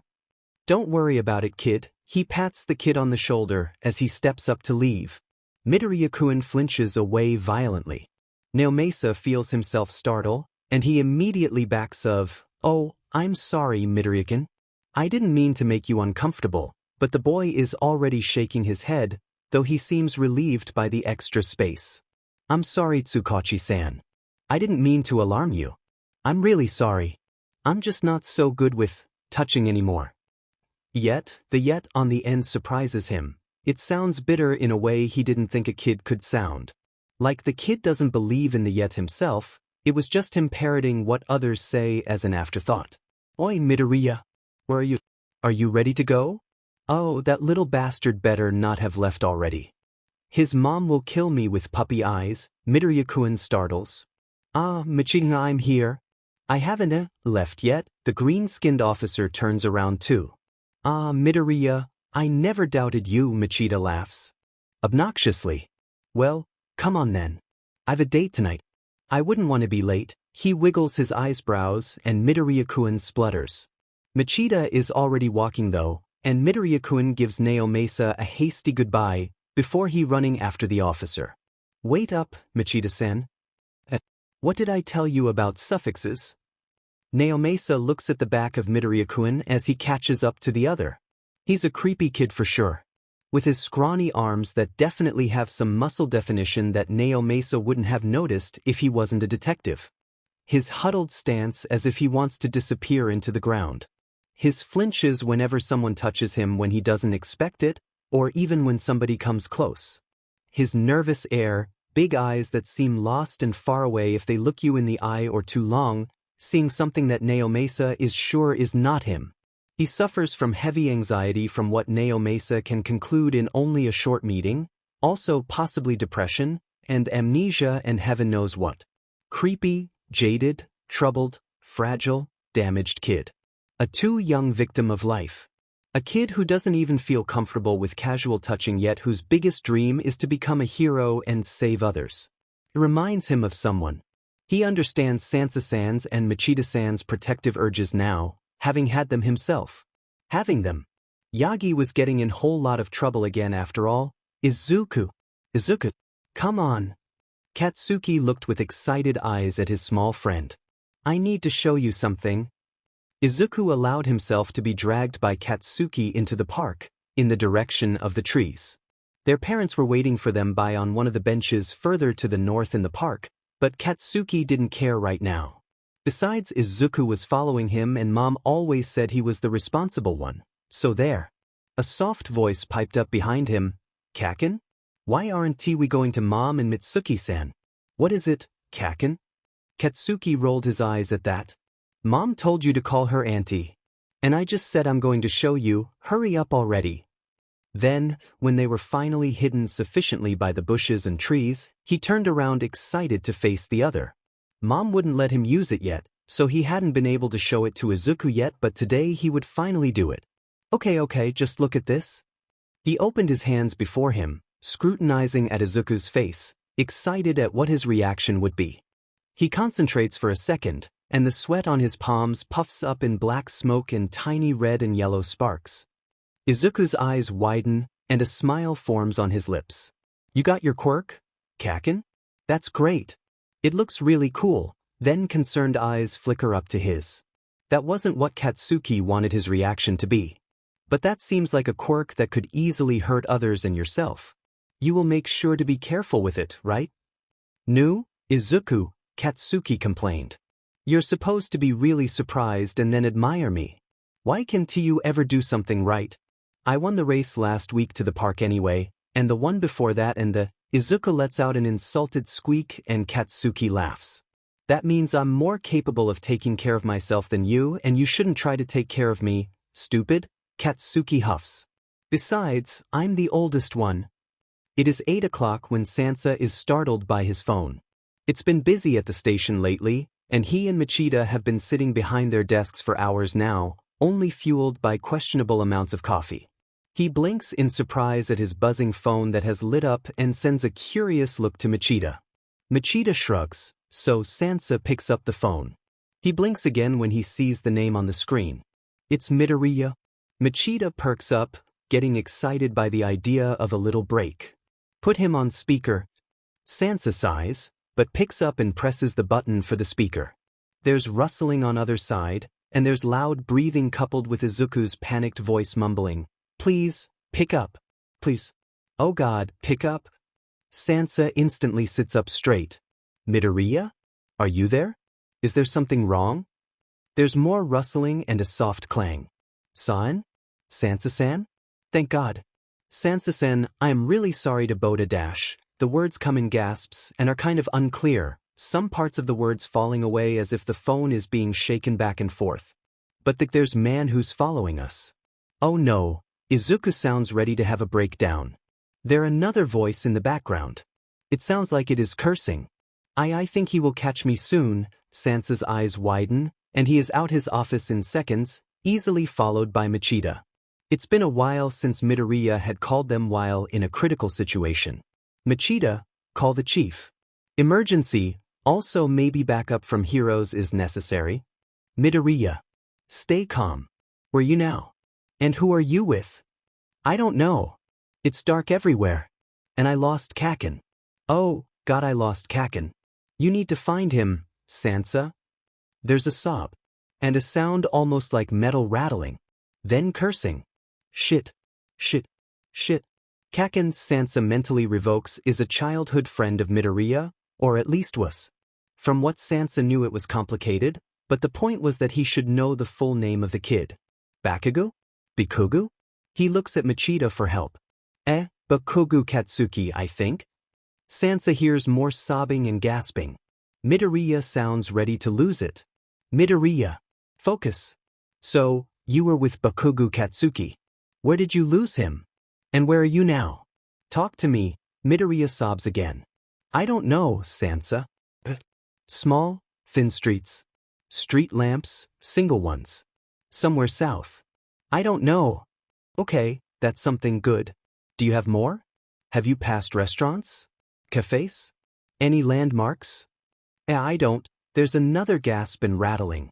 Oh, I passed rumbles when I was still running with Kaken, I think. Okay, Sansa could work with that.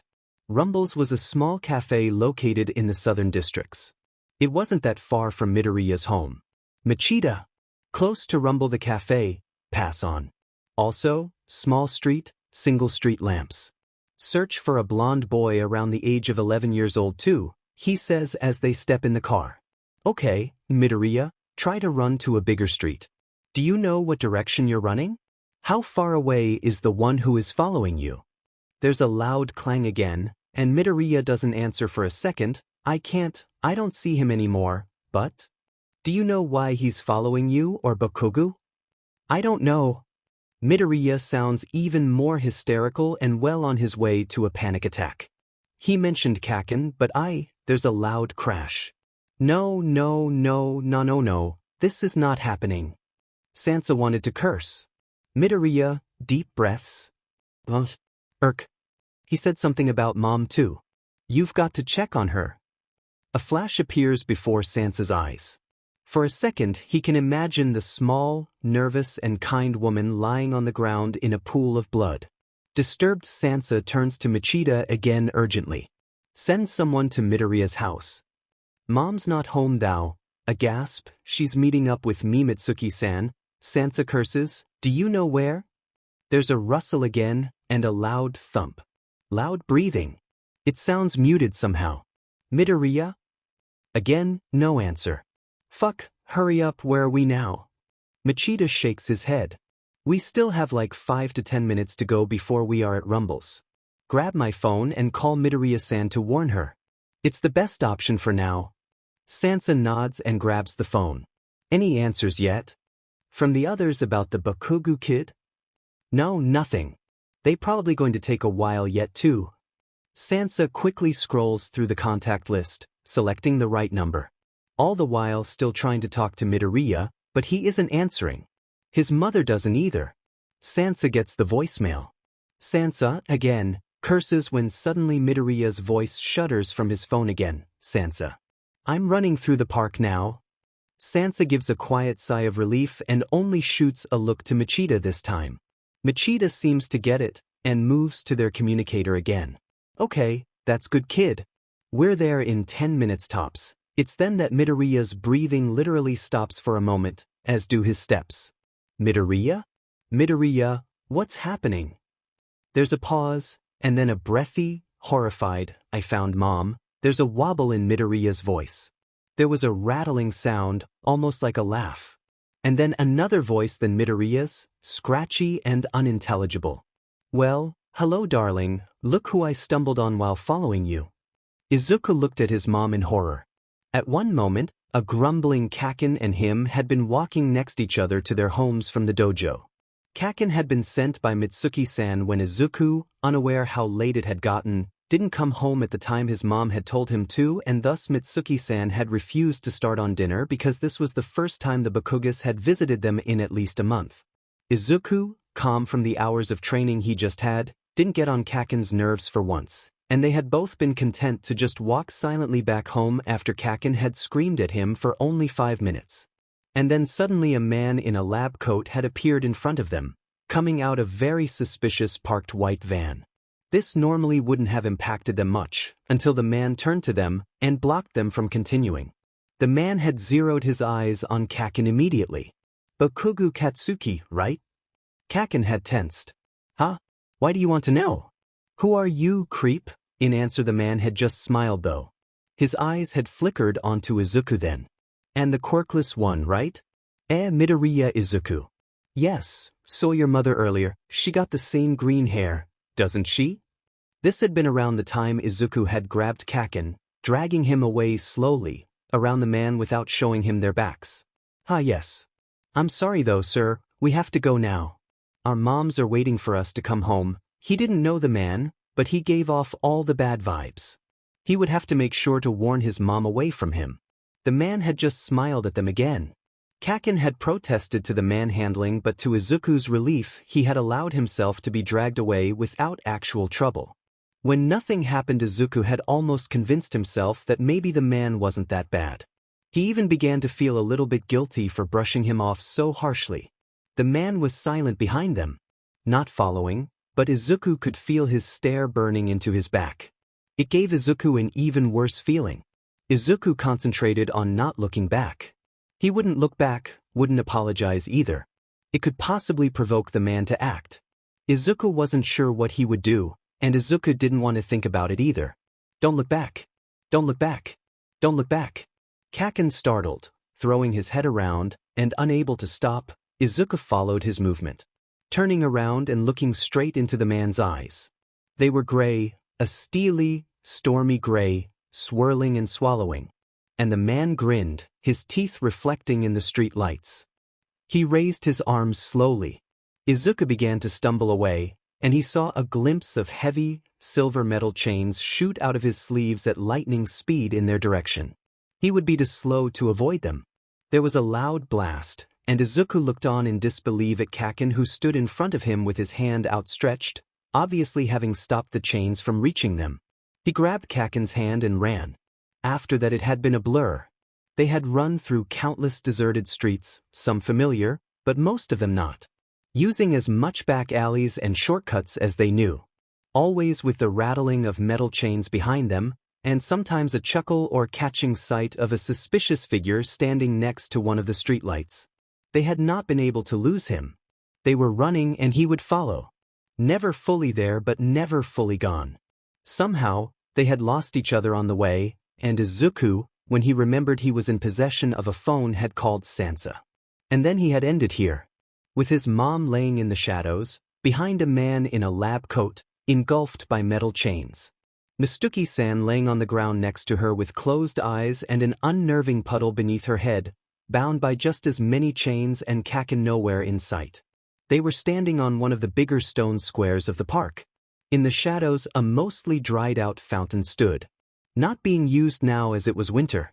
Izuku remembers that 𝐭𝐻 once jumped into it when it was a really hot summer, and Masaru, who had been horrified, had tried to get him to jump out of it for longer than half an hour.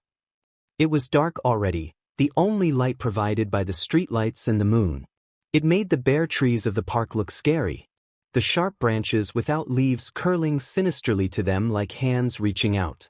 The man, his hair had a strange shade, gray like Izuku would have expected from an elder, but at the same time almost blue, a soft darker tone, the shade of faraway mountains or the sea on a dreary day, stood almost in the light.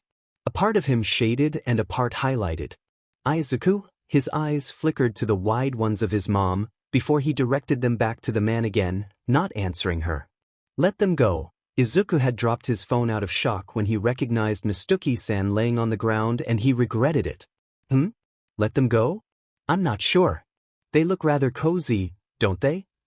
Izuku didn't have an answer to that but angry screaming, so he kept quiet. I have no need for them anyway. They're boring. Attraction of small objects and glycerin, was it? I can't do anything with that. But that exploding quirk. That would be useful. Sensei would be proud. The man grinned again. It looked even more unnerving with the lightning. Izuku tensed immediately after the words. He couldn't mean? The man focused on him again, taking a few steps forward.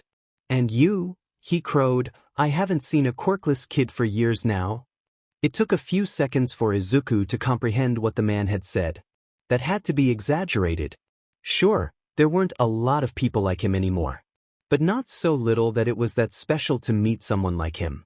A small part of him wondered how much the man went out if he was so surprised at someone like him. The man took another step, and Izuku was suddenly very aware of the fact that the distance between them was a lot smaller than it had been. He took several steps back. He had to stall for only a few minutes, and then the police would be there. The man's quirk was too dangerous. Get away from him. Izuku's heart stopped as his mom spoke up. His eyes shifted to her again, and he looked in disbelief as she attempted to get up with all the chains hindering her movement. You get away from Izuku. The man, and Izuku was pretty sure he could call him a villain now, turned around to his mother. He clicked his tongue and the chains moved around her, like snakes, constricting their prey. His mom gasped after only a few seconds, gulping for air.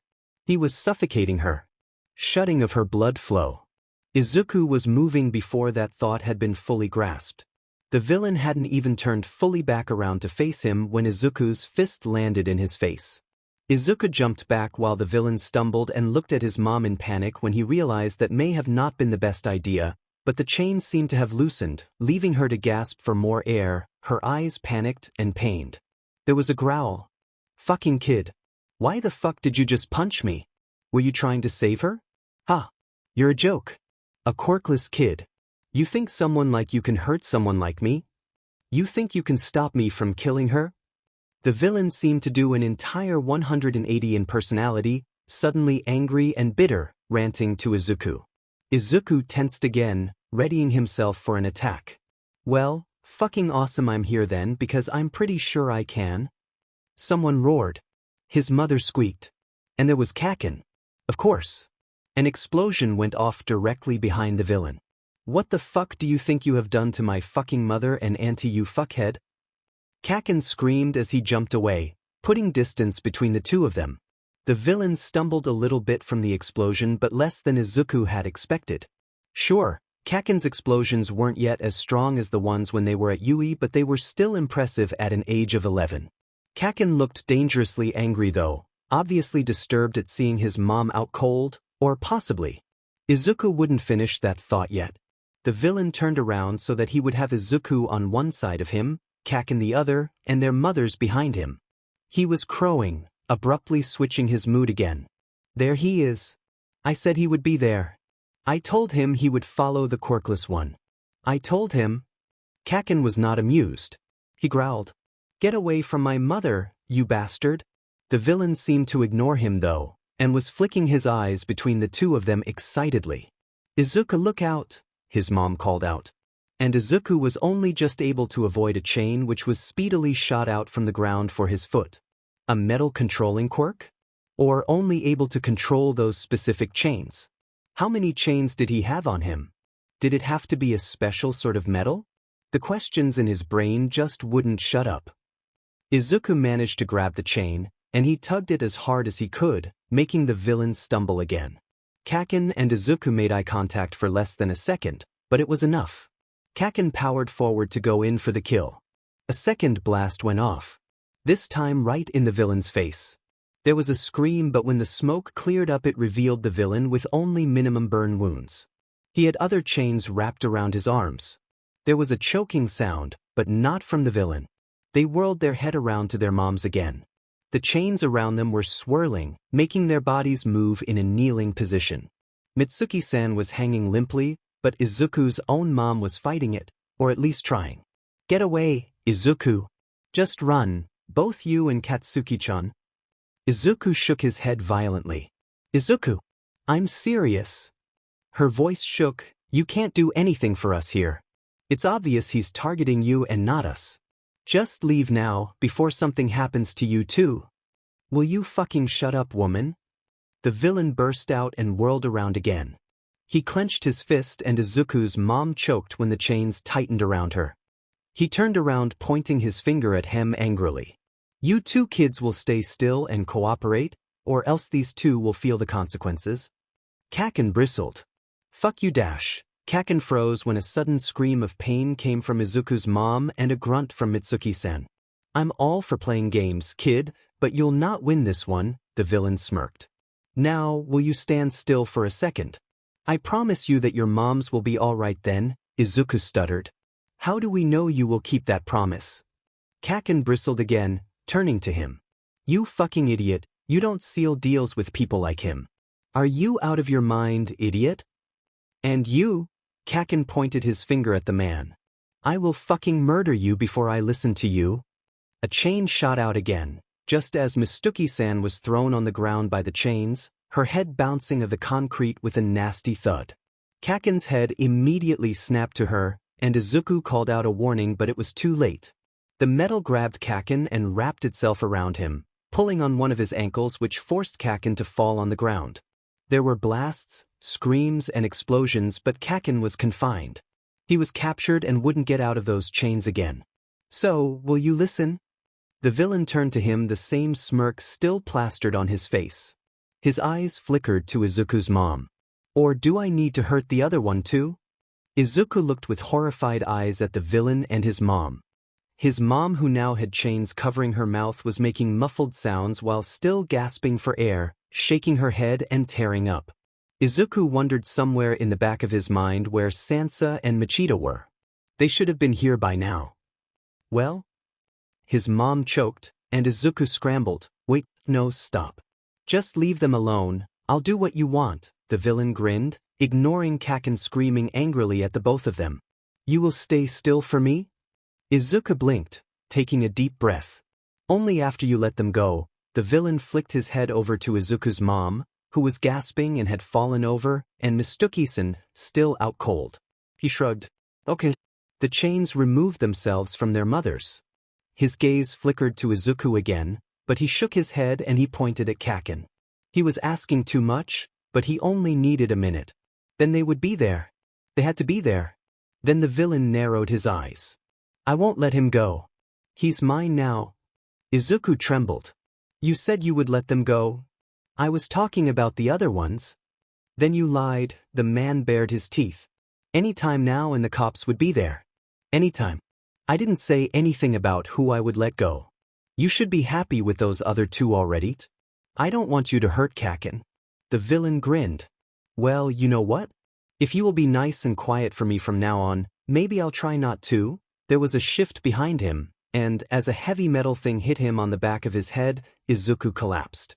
Katsuki screams through the disgusting rag in his mouth, trying to kick up his feet. His fucking kidnapper holding him just looks at him blankly.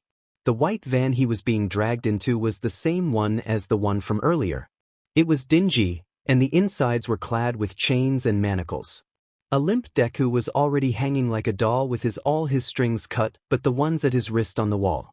The only thing that bound him were the manacles placed on his wrists. Katsuki had gotten a different treatment though.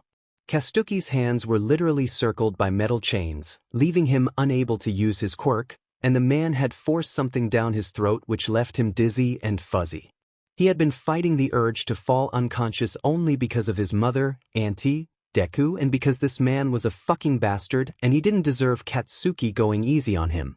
He screams more muffled curses at the man who keeps ignoring him, while he fastens Katsuki's hands to metal rings that hung from the wall of the van opposite of Deku.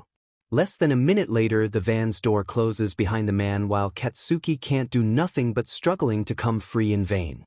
The distance of the man doesn't seem to change the tightness of the chains. They aren't loosening. More screaming and cursing. Another dizzy spell hits him. Katsuki passes out. The next time Katsuki wakes up, he feels horrible. It's like he's a balloon whose air has left him. He feels weak and sloppy. It takes some time for him to focus his eyesight by blinking, and before he manages to get an idea of what happened and the reason he feels horrible, probably a result of the something, most likely a drug, that the man forced down his throat. The man who kidnapped him and Deku, and had hurt his mom and Inko. He wants to scream again and to jump up and show the man why you don't just do that, but the only thing he can manage is a weak groan. He lays down for a bit longer, looking straight ahead at the red, sandy stone beneath him, and when he finally feels like he won't throw up just by moving, he sits up and looks around slowly. He's in a cell. The cell is open with just old, almost rusty bars separating the cell from the rest of the room. It's a big rectangular room with walls, floors and ceiling made of concrete, and just not enough light to be able to see the other side of the room clearly. The color of the walls is a dark, soft red, and the light shining through has a yellow shade, which gives the room earthy tones. The cell is placed on the side of the room against a wall, but it is placed in the middle of the wall. He's able to see a table filled with papers and books in the corner opposite of the cell. A familiar man with his lab coat is browsing through several of the papers and muttering. Katsuki might as well call him Lab Coat, it seemed right. Deku is already awake next to him and is looking at Lab Coat with wide eyes. His hands fiddling with a metal shackle placed around his leg. Katsuki feels a flash of rage at Deku, because he got fucking caught. Deku had always been smarter than him, more responsible and never rushing into the situation, but the moment their moms had been threatened he had backed down and immediately handed himself over. He hadn't been only stupid but also weak, and that had made Katsuki angry in a manner he hadn't been before at Deku, because Deku was always talking about becoming a hero, even while he was scared of literally everything sometimes, but when thrown into a serious situation he gave up without even a kick. But screaming at Deku wouldn't help anybody now, so it would have to wait until later. You're both awake now? Katsuki startles at the voice. He looks up to 𝗵𝗃𝗁 slowly and he sees Deku in the corner of his eyes shoot him a shocked look. Well, finally that took some time. I've been wanting to get started already, 𝗵𝗃𝗁 mumbles while pouting. Katsuki frowns disgusted at him. So, now we going to separate you two. Can't have you too distracted. Blondie, you may go first. Isn't that exciting? 𝗵𝗃𝗁's eyes almost fucking twinkle as he looks at Katsuki, not even having looked at Deku 1 second since he noticed Katsuki was awake. There's a splutter behind Katsuki and Katsuki wants to punch sometimes. Actually, he wants to punch Deku, because why can't he just keep quiet? Are you sure that's a good idea? The man redirects his gaze at Deku for the first time. I mean, I don't know what you're going to do, but Katsuki is really strong. So, Deku's eyes flicker to Katsuki, he will hold out really long. Won't it be better for him to, mellow out a little bit first? 𝗵𝗃𝗁 cocks his head, almost like a curious puppy. Deku is spouting bullshit. He is, and Katsuki has no idea why. Only that it will end up in a way Katsuki won't like at all. Maybe you should leave him here first for only a few days. He will give an easier. Deku hesitates, and Katsuki already moves to interfere because he recognizes this. This behavior Deku takes when he's going to say something stupidly self-sacrificing, like he doesn't care what will happen to himself at all. Hey, and if you get bored, I wouldn't mind going first. That fucking selfish bastard. Katsuki gets interrupted by 𝗵𝗃𝗁. I guess. But it will be fun to break him, no? Besides, can't you see how excited your friend is to go? I promise we can have fun after that. But you'll have to make sure to still be alive then, okay? It's always such a shame to find the exciting ones dead already when I come to get them. Katsuki freezes. What the fuck did you say, bastard? 𝗵𝗃𝗁 blinks at him like a demented turtle. Izuku looks at Kaken in disbelief as he goes off at the villain. Katsuki is screaming again, and the villain is laughing and Izuku just wishes he could do something. Because his strength isn't there, because talking isn't working, because otherwise Kaken will be taken God knows where and Izuku won't be able to save him again. The shackle is tight around his ankle, however it's the only thing Izuku is fastened against the wall with. If he just would be able to loosen it somehow. Who do you think you are, bastard? I'm going to fucking kill you. Kaken just won't stop screaming and Izuku needs to concentrate. The villain is just laughing and laughing and laughing. Izuku feels his breathing become a little bit heavier. His fiddling with the shackle becomes more nervous. Will you shut your shitty mouth, keep a cool head, Izuku reminds himself. The last thing we want to have now is a panic attack. As soon as I'm out of these chains I'm going to keep calm, keep calm, keep calm, keep calm. I'm going to enjoy breaking you at full strength. I'm gonna break you at full strength. Kaken grins manically at him from within the black smoke cloud while Izuku looks at him in disbelief from the ground. The metal groans as it gets squashed between his fingers. A loud crunch sounds behind him. Katsuki turns around to look at Deku and looks in disbelief at the metal shackle around Deku's ankle crushed and flattened like it wasn't thick heavy metal, but some kind of Coke can. Deku is looking at the metal like a frightened doll, empty and blank but with a fearful glint in his eyes. There's a laugh from 𝗵𝗃𝗁 behind him and Katsuki snaps around to see his surprised but overjoyed face. I thought you didn't have a quirk, kid? He asks with a wicked grin. Deku weakly tugs at the metal, but nothing happens. I don't. Well, isn't that just interesting? You get to go first anyway.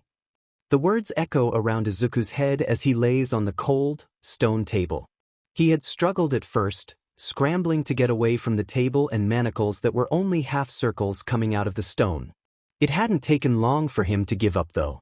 His struggles weren't doing anything after all. It was useless. Izuku was still concerned about Kaken.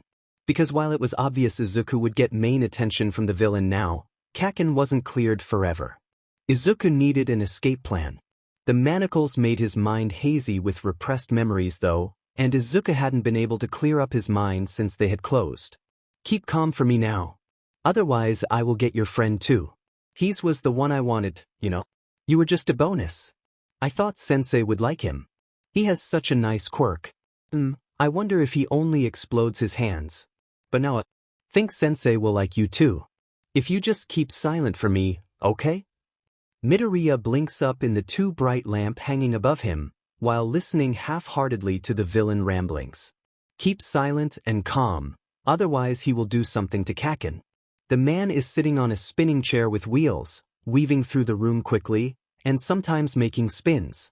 Sometimes he tugs at random chains, which literally hang everywhere and come from the ceiling, to gain speed or to lessen it. He rolls from the metal table to the stone one Izuku is laying on. He has covered the lower half of his face by a mask now. He looks a little bit like a dentist. So, why don't you talk a little bit to me about that non-quirk of yours? Izuku blinks up in the bright lights, not answering. It feels kind of nostalgic. The villain laughs, slightly muffled by the mask. Don't worry, Aizu-chan. We're going to have fun now. A lot of the time separated from Katsuki feel like a haze to Izuku. The villain smiles at him a lot, and he talks to Izuku like he has known him for years. Izuku tries to ignore the talking and just keep calm. To not freak out. It's the second day when he fails at that for the first time, at least Izuku thinks so. He doesn't know how long he has slept. He hasn't seen Kaken. He hasn't talked. The previous day had been horrible. The man had been trying to get the non-quirk to react, all the while muttering about how Sensei was going to be so excited about his discovery. He is laid down on a cold stone table in the room again. He's pinned by the metal bounds around his wrists and ankles again, and Izuku is clutching the stone edges with his hands. He feels like he's going to be sacrificed. So, the first time he fails is on the possibly second day while he's lying on the bed and the villain accidentally spills steaming hot coffee over him. Izuku had already been stressed, the metal binds make him think of nightmares and memories, and the hot liquid flashes him back to things he's been trying to forget for a long time. He clenches his jaw and his hands, and the stone table gives a loud crack as a part of his squashed to dust between his fingers. Izuku freezes in horror as the leftover chunks of stone leave his hands and crumble to the floor. The villain looks at Izuku's hand in disbelief, and then to his now empty cup. Izuku tugs at his restraints, but the power has left him again. The villain looks at his struggle in blankly. It seems we've booked some progress. After that, the villain is relentless. He tests all kinds of things. It's weird because he isn't specifically looking to hurt him, just getting his non-quirk to work. Of course, this doesn't mean he will go out of his way to make it less painful, just that he will stop with it as soon as he realizes it doesn't work. He has connected Izuku to several beeping machines, and made a list of things he tests. Hard sounds, clean cuts, electricity shocks, and now liquids have joined it too. Izuku would actually find it pretty interesting in different circumstances. The villain still talks to him, telling him every time what the results are and how exciting his non-quirk is. Tells him everything Izuku already knows about the joint in his foot. All things that aren't right, that aren't normal, and Izuku still doesn't answer. He learns, however, that hard, piercing sounds get a reaction, but only a mild one. Clean cuts don't get a reaction at all, and it's the same for electricity shocks. Izuku thinks it's not wholly accurate, as he remembers those instances, and all of them had hurt as hell. Izuku has been convinced for some time, however, that it's his mental stage which decides if the quirk will come out. He wonders if the villain takes that into account. On the end of the day, he learns that liquids only get a reaction if they're especially cold or hot, though the villain adds a little bit disappointed, it's a milder one than the first one. Izuku finds he's not really surprised. One day begins different, the fifth, the fourth. Please let Kaken be okay. They had done broken bones the day before at least. Izuku wakes up to the familiar two bright lights and cold surface with one hand bandaged and a face which feels stiff from the leftover of his tears from the day before. He's still isn't wearing a shirt, but he is wearing pants instead of just his boxers this time. Three shorts though. No shoes or socks. It's cold but the same as before. The villain though is not the same. He's sitting next to the table on his beloved chair with wheels, but where normally an excited smile is placed is now a frown. After a minute of silence, Izuku turns his head to him. He blinks at him. Izuku doesn't know why, but with it feels wrong to talk to this villain. Just like calling him something different than the villain. They communicate with a lot of long chatter from the villain and blinks and shivering from Izuku. The villain doesn't seem to mind. The villain gives him a sad smile. I'm sorry, Izuku-chan. I'm okay. There's a pause. I like you, Izuku-chan. You're nice. The expression of the villain is heartbroken as he says it. Izuku thinks he's a little bit like a little kid. They don't do any tests that day. After a week, Izuku thinks at least, the villain told him he has slept a lot, so if he sums it up together he thinks it's been a week. He isn't sure. There's been 3 days of experimenting at least. Maybe 4, Izuku isn't sure. He wonders how Kaken is doing. Izuku almost has a breakdown. He ruins the table, leaves a crater on the ground, and the villain can only just manage to hold him down with almost all the chains that are hanging from the ceiling, which only is because Izuku freezes for a second too long when he stares at the blood on his hands, and suddenly his body is weak again. The villain at first snarls and screams, ready to lash out, making Izuku cower in the corner he has crawled weakly to. He throws his arms over his other table, the metal one with all his instruments, pushing them on the ground, and then the table for good measure. One heavy, sharp, metal thing lands on Izuku, and Izuku whimpers in pain as the blood begins to flow. When the villain finally calms down, he looks at Izuku with concern and begins to apologize to him again and again. Izuku wonders if he's mad. I'll kill you, you fucking ungrateful good-for-nothing. You expected to get away with it? Did you? Did you? I will kill you. People like you don't deserve to live. He stamps on the machine in rage, kicking out again and again. Izuku-chan didn't mean it. I know he didn't. He's always so sweet for me. Trying to stay calm and silent. He wouldn't do this. You wouldn't, would you, Izuku-chan?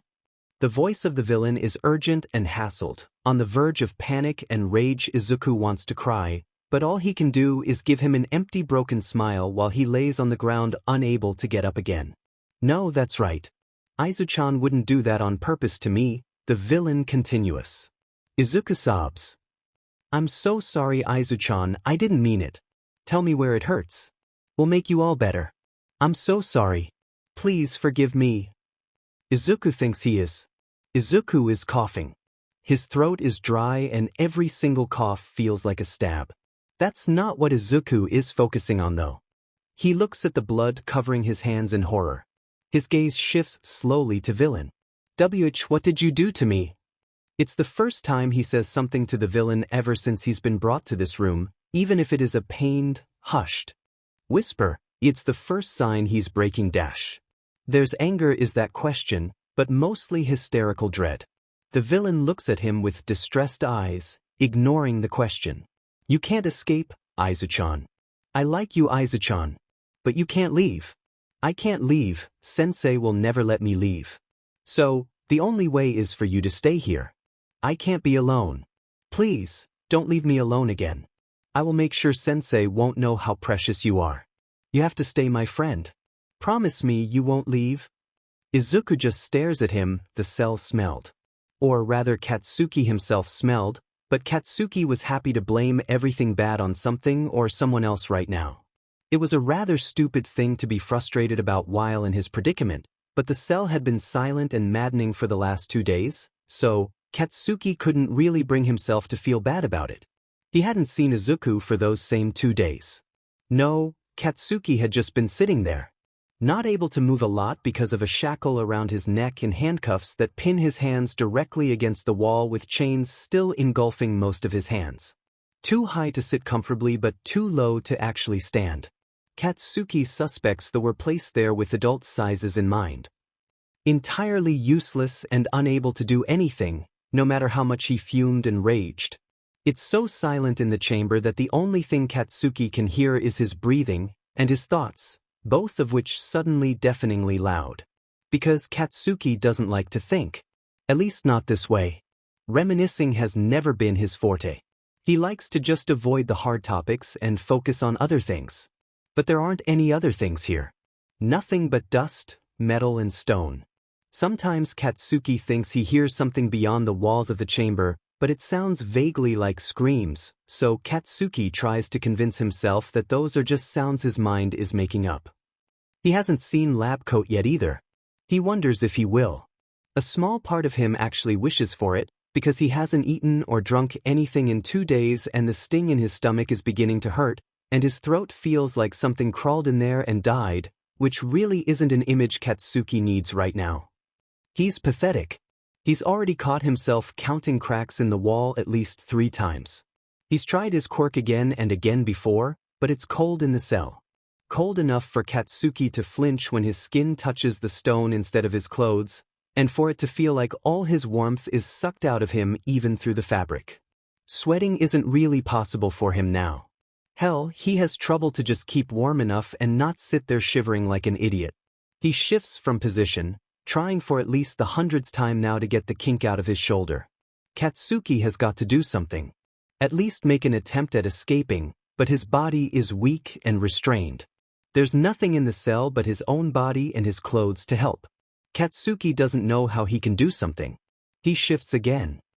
On the 3rd day, 𝗕𝗏𝗀𝗀𝗃 comes by. He's muttering lowly and doesn't focus on 𝗧𝗵𝗲 at all for the first hour he's in the room, only leaving through the papers leafing on the table in the corner, even while 𝗧𝗵𝗲 screams and croaks at him. When 𝗕𝗏𝗀𝗀𝗃 finally does, he absent-mindedly forces 𝗧𝗵𝗲 to stand up via shifting chains, grabs his hair to throw his head back, and forces him to drink at least a liter of water, even though 𝗧𝗵𝗲 isn't able to stomach half of it because he chokes several times. After that he gets some stale bread shoved in his mouth, which 𝗧𝗵𝗲's pretty sure is expired, and then the man throws a bucket of warm water over him. 𝗧𝗵𝗲 is pretty sure it is meant to be an equivalent to a shower. After that 𝗕𝗏𝗀𝗀𝗃 walks away muttering excitedly. 𝗧𝗵𝗲 manages to catch the name Izuku. That night is bad. While the sucking emptiness in his stomach is finally a little bit filled, he has a stomach ache and the warm water has long turned cold. His teeth are chattering and he can't even curl into himself for warmth because of his restraints. He can't think because his head is buzzing. He isn't able to sleep at all that night. There's another visit 2 days later. By then, 𝗧𝗵𝗲 has concluded in one of his clearer moments he has a fever. A bad one. He's drowsy, hot but shivering. He's sweating again, causing small explosions to go off in his hands, which would be great if it wasn't for the weakness of his body. He has already thrown up twice, even with nothing in his stomach. He seems to be panting for air all the time. Everything hurts. 𝗕𝗏𝗀𝗀𝗃 is a blur and 𝗧𝗵𝗲 is pretty sure the only reason why he was able to stand were the chains holding him up. 𝗕𝗏𝗀𝗀𝗃 doesn't seem to notice. The next time he isn't even aware of the visit. He suddenly notices he's drenched with water one moment. There's also an obviously old apple and banana laying only a few feet away from him, and also a water-filled small bright yellow bucket with several animals printed on it, one of those buckets you see children walking around with on beaches, which looks so out of place in the room it makes 𝗧𝗵𝗲 laugh in a hysterical moment. He can't reach any of it anyway. Only 𝗧𝗵𝗲 could have sworn those hadn't been there before. He could have sworn he had been awake for hours, and he could have sworn he hasn't seen 𝗕𝗏𝗀𝗀𝗃 at all for those hours. 𝗧𝗵𝗲 wakes up with hazy, hot, and painfully. It takes some time before he notices the heavy, warm, breathing weight leaning on him on his right side. His arms are still chained though, and he can feel the cold concrete sucking the little warmth he preserved out of him. He tenses. He heaves his head up slowly, cautiously to his right. The tension falls away immediately when he sees a mess of dark hair, with a green sheen enter his vision. It's Izuku. Izuku is sitting right next to him.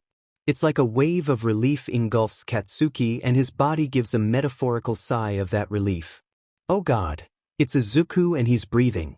𝗧𝗵𝗃 doesn't think he's ever been as happy to see those stupid freckles as he's now. It's been 9 days since they had split up, and he had heard that stupid villain mutter creepy things when he came to visit those 2 times, mentioning Izuku regularly. Izuku looks bad though. He's shirtless and isn't wearing shoes nor socks. He's shivering. Probably the reason why he's huddled against him, and 𝗧𝗵𝗃 feels a flare of jealousy when he sees the different restraints of Izuku that give him much more room for movement. He looks cleaner to 𝗧𝗵𝗃 than 𝗧𝗵𝗃 knows he himself is, though his clothes are dirty. And Izuku has some bandages covering him, the bright white almost reflecting in the dark room. His arms. His stomach. One leg. A hand. A shoulder. Katsuki doesn't quite know how to feel about that. On one hand, it meant that Izuku had gotten wounds somehow, on the other hand they were treated, and on a third hand they were treated by lab coat. Katsuki shifts, trying to get a better angle. He blinks with surprised eyes at the cloth covering him that falls off. A blanket. There's a blanket in their cell. For Izuku, there was no way it was for Katsuki. Lab coat hadn't given him a second glance since the moment Izuku accidentally crushed his handcuffs. Something had happened, something that made Izuku no fucking Deku important enough to deserve that blanket, even though he wasn't even wearing a shirt. Probably because he was able to crush his manacles to dust, even though he doesn't have a fucking quirk. Katsuki was so done with having no answers. He roughly jerks his body, hoping to wake Izuku up. Izuku wakes up sprawled on a cold floor. It takes a few seconds to shake off his drowsiness before he focuses on his surroundings. He back in the cell again. The cell in which the villain brought him and 𝗂𝐭𝐻 on the first day. More important though is 𝗂𝐻, who's sitting next to him with his eyes closed. For a minute, Izuku freezes, afraid of the implications, but 𝗂𝐻's chest is going up and down, his breathing the only thing you could hear in the room, it's harsh and shallow. 𝗂𝐻 doesn't look hurt. He smells, he looks tired, sweaty, hassled with his hair a mess, his clothes wrinkled, dirty, with bags under his eyes, a pallor and hollowness in his cheeks, and a harsh blush on his cheeks. But Izuku is relieved when doesn't see any wounds besides several bruises and scrapes on him. He's shackled against the wall though, just like Izuku, however 𝗂𝐻's hands are raised above his head and the handcuffs around his wrist are pinned directly to the wall, while Izuku has his handcuffs secured against the wall with chains and one chain circled around his ankle, and thus has a little bit room for movement. There's a loud click and Izuku turns his head just as the villain comes in. He looks overjoyed to see Izuku awake. "Hi Izuku-chan. I'm sorry, but I'm have to go on a trip, so we're not going experimenting together today. It's only for 3 days I think." He gives him a thumbs up. "So, it's only a short break, and my table has to be replaced anyway, so it isn't much of a hassle." Izuku blinks at him. Not like your friend has been. The hassle, I mean, he's been screaming every time I come in here, well every time but the last time at least. Really tiring. His quirk is fun though. I'm still looking forward to him. So, you take care of him?" He waved his hand, a dismissing gesture. But I've to go now, I'll see you soon." "Oh, there's someone who will check on you, but don't worry, I told him he wasn't allowed to go experiment with you too without me. You need to keep silent about your non-quirk though, okay? It's going to be a surprise for Sensei when I am able to discover what it is, so nobody can know yet." As he said this, waved his index finger back and forth. Izuku blinks at him again, and the villain laughs in answer and walks out of the room again. Izuku stares at the sleeping 𝗂𝐻 again. He notices 𝗂𝐻 has a shackle around his neck, almost like a dog collar. He can't seem to find it amusing. His thoughts are racing but not focusing. The villain is not going to experiment on him. At least, he isn't going to for a week because he's going away. Someone else is coming and is going to take care of them. The scientist hasn't experimented with 𝗂𝐻's quirk yet, because of Izuku. Izuku wants to sleep too. He wonders how his mom is doing. He wonders how Yagi-san is doing. He's cold. It's his fault they ended up here. In his life, before, this had never happened. He messed everything up. He wonders if he and 𝗂𝐻 will ever escape. Maybe they police or heroes will find them. Izuku doesn't truly believe that though. His eyes focus on a blanket placed only 2 or 3 feet away from him. The villain must have left it there. He uses the movement the chains allow him, grabs the blanket and pushes himself closer to a shivering 𝗂𝐻. 𝗂𝐻 is warmer than him, too warm. He is still wearing all his clothes unlike Izuku. His shirt, his pants and his shoes. Izuku carefully places the blanket around him too. Cautiously, Izuku leans lightly against him, curling up to preserve his body warmth. He misses the warmth of the blanket, but 𝗂𝐻 looks like he needs it more. Besides, 𝗂𝐻 is like a small heater on his own anyway. The sound of 𝗂𝐻's breathing is calming in a way. It makes Izuku relax. Izuku falls asleep before he knows it. Waking up Deku doesn't fully go as planned. Because Deku immediately notices that he's sick. The first thing he does when he rouses is adjusting the blanket to wholly cover Katsuki again, scolding him, not even looking surprised to see him. Katsuki protests with the fact Deku isn't wearing a shirt, shoes, or even socks, so obviously, he should take the blanket. Besides, he feels hot anyway. Deku doesn't accept this reasoning however, and Katsuki can't do anything about it, because his hands are pinned to a wall. After almost fucking half an hour bitchin', Izuku accepts to share the fucking blanket, which means they're even closer huddled than before. Katsuki will never admit it, but he actually likes that, because Izuku is warm and familiar, and is better than anything he has had since he got chained up in this cell. After that they are silent for a while. It's annoying how easily you can hear that Katsuki's breathing is just slightly faster than normal. They ignore the elephant in the room.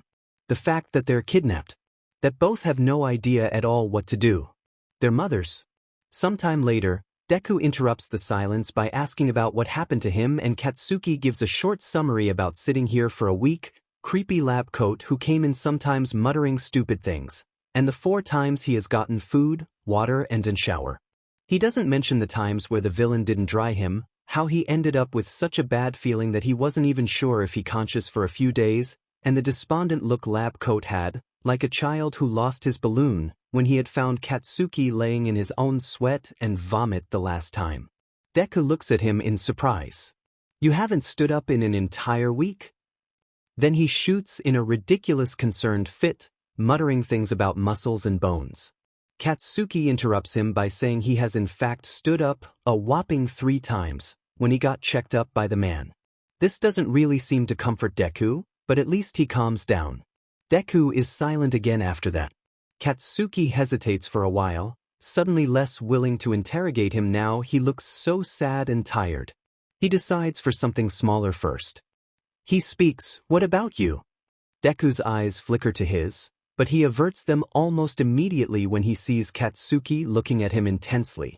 I was taken to another room. He tried to experiment on me. To get the non-quirk to come out. Deku's eyes flicker to him again, nervous, and which makes Katsuki want to burst out in anger even more, but he manages to only clench his teeth. So much for a lighter topic. The non-quirk? Katsuki doesn't understand why Izuku calls it a non-quirk, doesn't understand why he has never talked about it with Katsuki. Doesn't even understand what it is exactly. It makes him want to scream and punch something. Which Katsuki also doesn't understand. Because this is fucking Deku. For his part, Deku should be able to do anything what he wanted, as long as it didn't involve Katsuki. Yes, there's a pause again. It's true. I mean that I don't really have a quirk. What we told you when we were 4 is true. I don't have a quirk. His eyes flicker to Katsuki again. It sounds more like he's trying to convince himself. I have the extra joint in my foot. It's registered like that in my papers. I don't have anything that actively manifested itself. I don't have a quirk. This thing I have, I can't control it. I don't even know what it is, or why it's there. A small pause again. It just happens sometimes.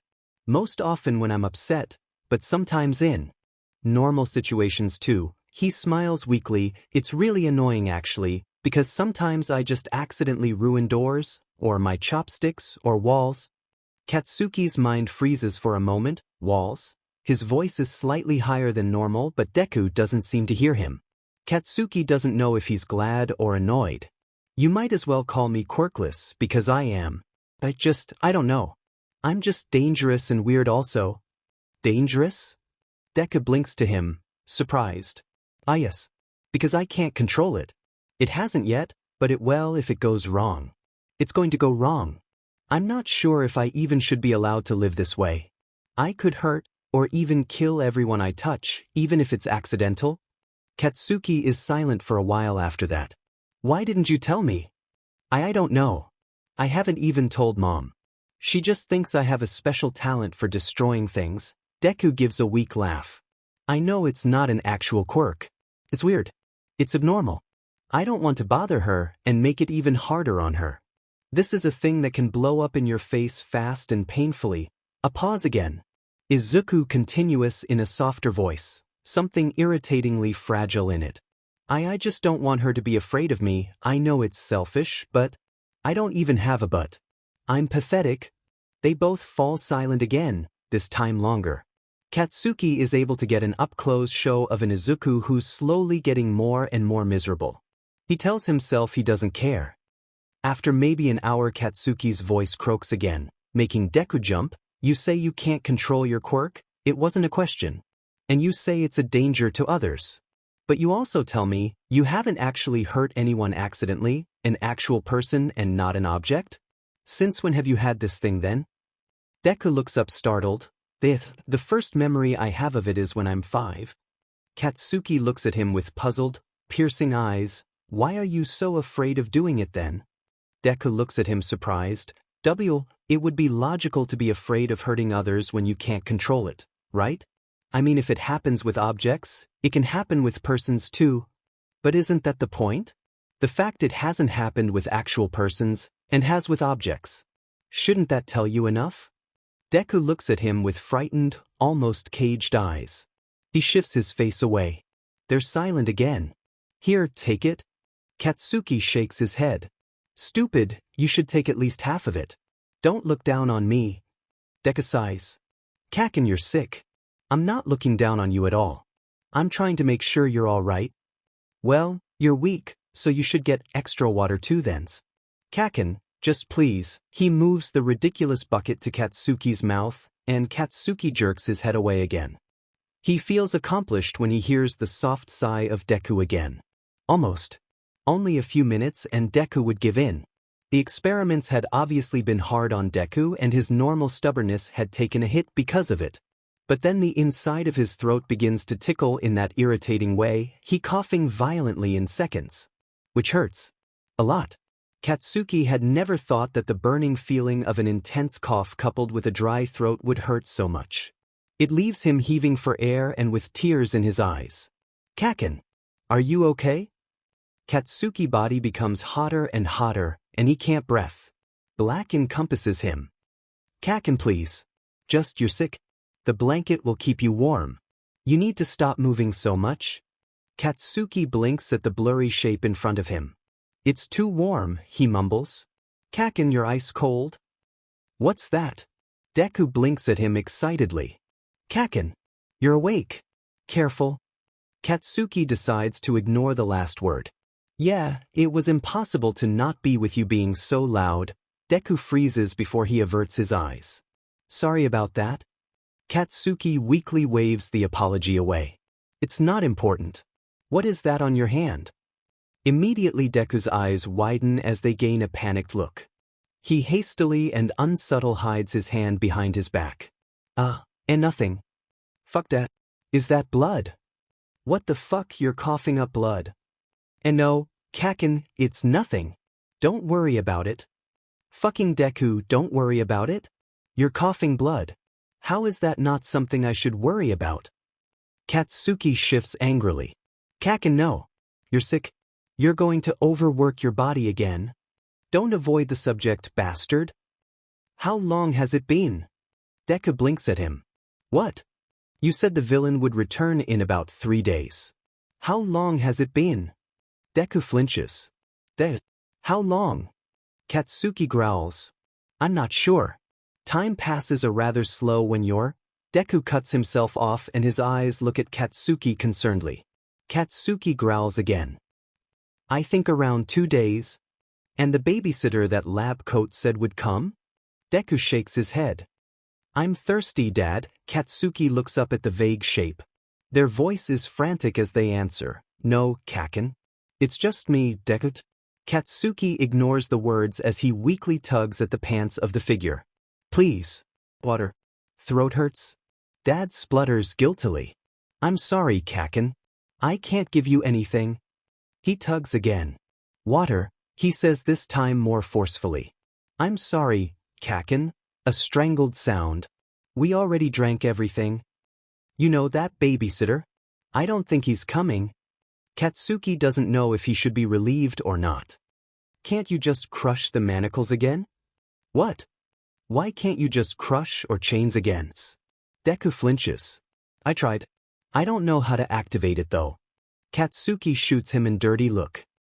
Should have known that even with something similar to a quirk you would still be useless. Deku flinches again. What are you doing?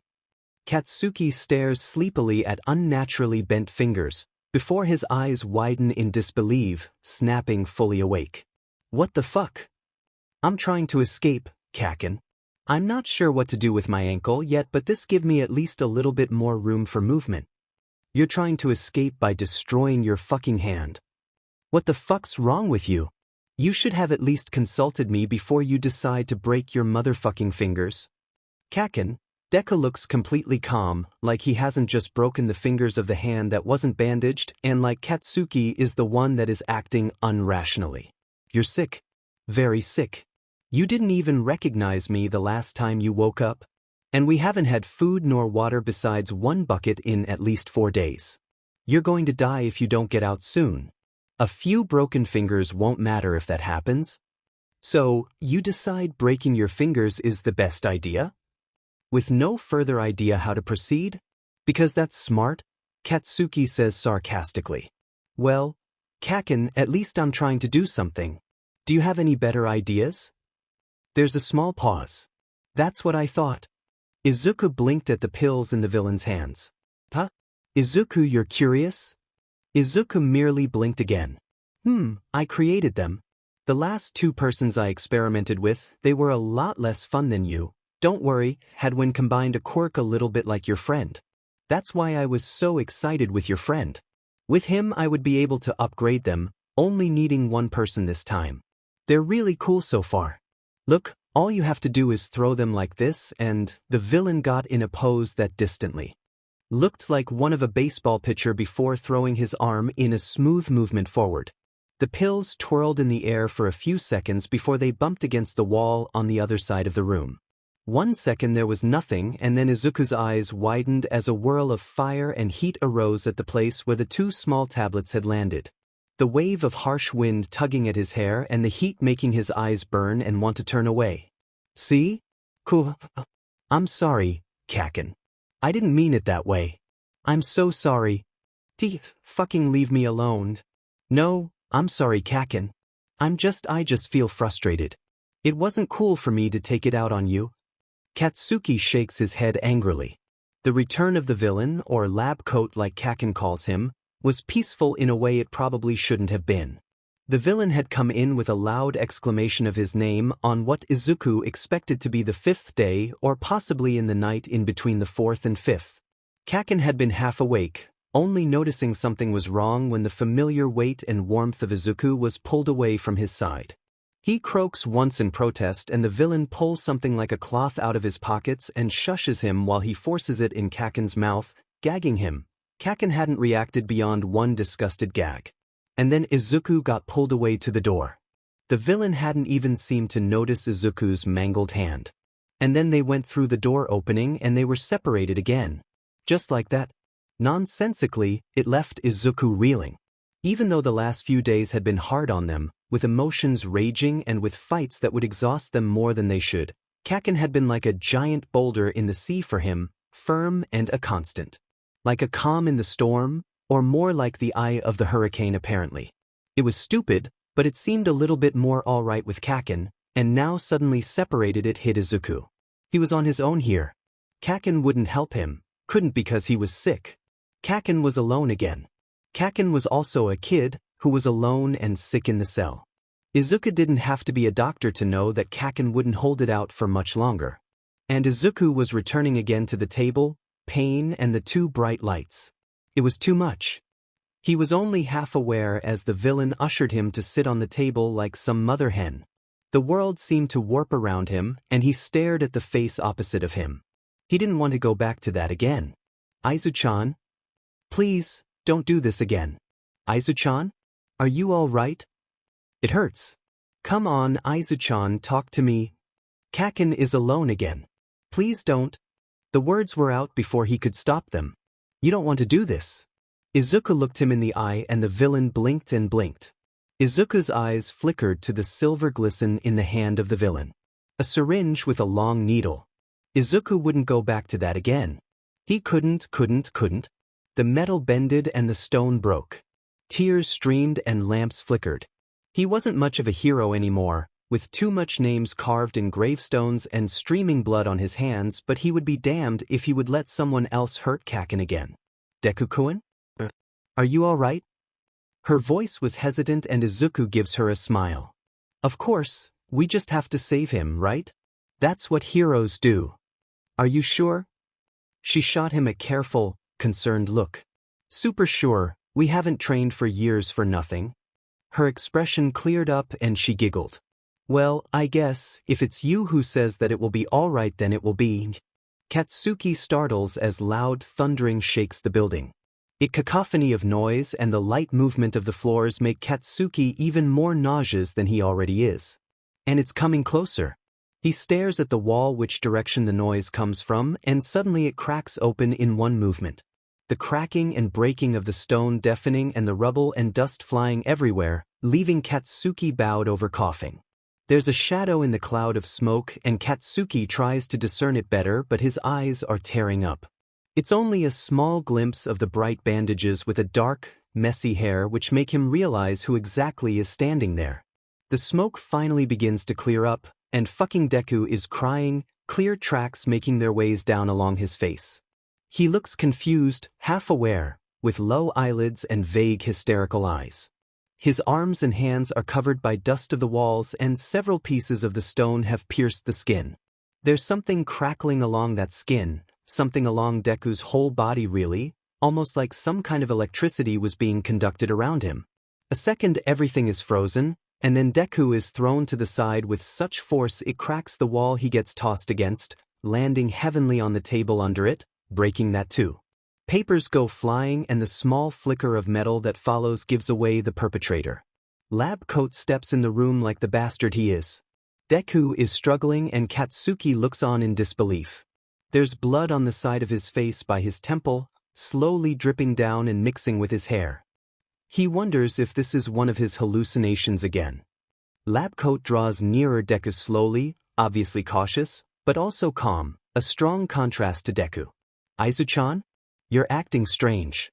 Will you calm down now? Deku, however, scrambles away, with wide, scared eyes now. His hands scrabble the floor and papers, pushing them away even as he tightens his hands around them. He freezes. Slowly he turns his head around to his right hand, eyes even wider than before, and Katsuki follows his gaze. Katsuki frowns, frustrated. He isn't able to discern anything because of the papers obstructing his sight, but then Deku literally throws himself away from the wall, still with the something in his hand. He lands in the middle of the room, flailing once. And Katsuki can see it now. He's holding a small see-through container in his hand, in it some kind of white tablets. Deku throws a look at 𝗵𝗃𝗁, his fingers fumbling around the red cap of the container. 𝗵𝗃𝗁 only frowns at him though. Do you want to see again, Aizu-chan? You could have just said so. Deku's body seems to literally stutter for a small second, his expression looking absolutely desperate and torn. There's something sad and longing that flickers in eyes, but it's so fast that Katsuki isn't even sure he has truly seen it. Then it's over and the cap is torn off and Deku flings the container to 𝗵𝗃𝗁. The tablets fly in an arch and one strangely pulls Katsuki's eyes. He watches as, like in slow motion, the tablet touches the forehead of 𝗵𝗃𝗁. The collision isn't hard. It's soft rather. 𝗵𝗃𝗁 blinks. There's an explosion as the tablet disappears in a whirlwind of fire, heat, light, and power. A blast of sickly hot wind presses Katsuki against the wall, leaving him scrambling just as much as Deku was earlier. His heart is thumping loudly and he hears screaming and he can't even make out if it's 𝗵𝗃𝗁 or Deku, because Deku was in that blast range too. The light is blinding and sweat drips down his back. Small explosions go off in his clenched hands. He's sure they will be damaged later, not that it matters. When the blast finally calms down, he isn't even able to see the aftermath immediately because his eyes have to adjust again from the bright light, and he's so goddamn useless. He wasn't able to do anything, so fucking Deku felt he had to blast himself to fucking smithereens to free himself, only after he had already broken his hands piece by piece and Katsuki is going to kill him. What an idiot. Then ultimately, he's able to see Deku again. Deku is still crying, barely sitting up, parts of his hair are burnt, a horrible smell coming off it. He apparently had tried to protect his face with his arms and curling up into a ball. Finally, a roughly good fucking decision dash. So the brunt of the attack was on his arms and legs. His shirt burned away and angry red spots spread on them. The back of his shirt was torn too, probably landed there on his back when the backlash of the blast had blown him of his feet. The body of 𝗵𝗃𝗁 lays against the wall surrounded by blood splatters and parts of his skin, almost unrecognizable. Burnt and abused, and Deku is looking at it with wide, horror-filled eyes. Probably thinking all the things he shouldn't. His lips are trembling. His whole body is trembling. But then, taking far too long, and Katsuki wished he could say something to get that horrible look out of his eyes, he seems to steel himself and he moves. He tries to stand up, and Katsuki wants to fucking blow up because the moment he stands, he falls over again, landing with a thumb and a scream. Then he moves again. And even tough Katsuki has a filthy rag in his mouth. He tries to scream anyhow, because Deku is being a goddamn, fucking, ass-eating idiot with a capital I except Deku continuous anyway, fucking ignoring him. He crawls to the keys that have fallen on the ground out of the 𝗵𝗃𝗁's pockets, that Katsuki only notices now, and then back to Katsuki's cell. He tries to stand up again, grabbing one of the bars of the cell. His are muscles straining and his limbs shaking. Katsuki is able to fucking see it from where he's bound, and again Deku continuous anyway. Finding the right key takes a while, especially with Deku's shaking. But then he's inside. Stumbling to him, step for step, and he literally collapses on Katsuki when he's in range, his muscles giving out. Katsuki is able to see him clearly now. The tear tracks trough the dirt on his face. The bright red burns. Katsuki suddenly feels nauseous, because he knows that this isn't the first time Deku has had fire burns and there have been times before that were his fault. He's able to feel his trembling, and hear his heavy breathing and strained sobs. He's not able to do anything to fucking help. Deku leans on him, grabbing him to hold himself up, and he moves to the next keyhole. The one on his left wrist. He's fiddling, and soft sobs wreck his frame, and finally his left hand is released. Deku seems to almost crumble in relief, and Katsuki moves his arm to support Deku, pressing him against himself so he carries most of Deku's weight. Deku groans but seems to have no problem with him doing that, and if anything leans even heavier on him. He moves on to the keyhole of the shackle around his neck. This one's is opened faster. Katsuki tries to keep his relief down, but to be freed of the heavy weight around his neck feels amazing. Then at last Deku moves to the handcuff on his right wrist. That one takes longer again, and Katsuki doesn't know if that's because he's so close to being free again, or because Deku had begun to shake so bad that he isn't able to get the key in even with a few tries. Nonetheless, when his arms are free again, he can help. He clumsily unravels the chains around his hands that were connected to the handcuffs. Afterwards, he instantly takes over Deku's weight as he slumps and tries to gently set him on the ground. It's awkward because he still has a shackle around his foot and he can't move very far, so Deku leans rather gracelessly against one of his legs, but Katsuki realizes though that in their predicament awkward doesn't really mean much. Especially if you consider how Deku was leaning against him just a second ago. He then straightens and finally is able to get that fucking rag out of mouth, tearing it off, and trying to spit out the god-awful taste of it. After that he crouches, taking over the keys from Deku and ridding his body of the last shackle. He's muttering almost unconsciously, "You fucking idiot, what the fuck did you think you were doing? I could have gotten free on my own. Why the fuck did you do that? Why the fuck did you think that was necessary? How the fuck are you so reckless? That was fucking point blank.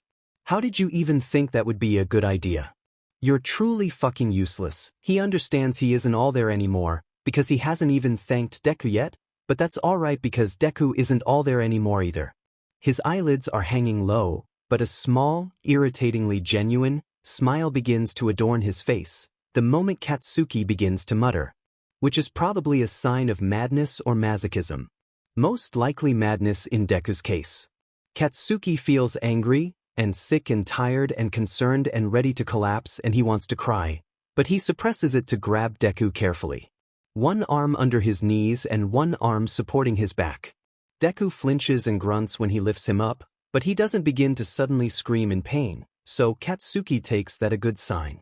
Deku is fucking heavy, but Katsuki has always been strong, thus Katsuki carries him out of the cell, stumbling a little bit, trying to shield Deku from the sight of lab coat, most likely dead and as close to a scene out of a horror film as it's going to get. Now, they only have to get out of here. Katsuki decides to follow the rubble that lets through just a few sun rays. The heroes and police, recognizable by the sirens and flickering red and blue lights, arrive. Later, Katsuki will learn it's because of a call which reports loud noise coming from their position dash. When Katsuki with Deku in his arms, both blood-splattered, both with torn clothes, both halfway unconscious, steps outside. The rage that encompasses Katsuki a second before he passes out is white flashing hot. Bakugo-san, please go eat something, and catch some sleep. You've been sitting here already for 2 whole days, only sometimes moving to get to Midoriya-san's room for a bit. There's nothing you can do for them now. They will be alright. Both your wife and Midoriya-san are recovering well. Her voice has a soothing quality to it, and all Masaru can think about is how often she must have done this before. Masaru shakes his head. The nurse sighs and tugs him up with his shirt. Come on, Bakugo-san, let's take care of you now. Your wife will only be worried if she wakes up to see you in such a state. A head injury, the doctor says, nothing too bad, but we would like to keep her sleeping for a few more days, he says. Masaru looks at the police officers with a lump in his throat. Has something been found? A flicker of guilt appears in the officer's eyes. I'm sorry, sir, nothing yet. It's going to be alright. Katsuki is a though boy, and Izuku is smart. They will be alright. They have always been before. The police are going to find them soon. Masaru wonders if he repeats those words enough, maybe he'll convince himself. Midoriya Inko has woken up. Officially, Masaru can only talk to Inko after the nurses, doctor, and the officers have done so. Unofficially, Masaru is a mess and almost breaks the door in the rush to get to Inko. Inko looks at the officers and him with wide, horrified eyes. Izuku? Her voice is soft and cracks, and Masaru feels his heart break just a bit more as he shakes his head. I'm sorry, officer, but are Sansa-san and Machida-san possibly here? Masaru blinks and the officer shoots her a surprised look. No. I'm sorry, miss, they are too emotionally involved in this case. Chief had to scrap them. But if you want, I can call them to come visit you. Inko nods. I would like that. It's selfish, but Masaru is happy Inko is awake.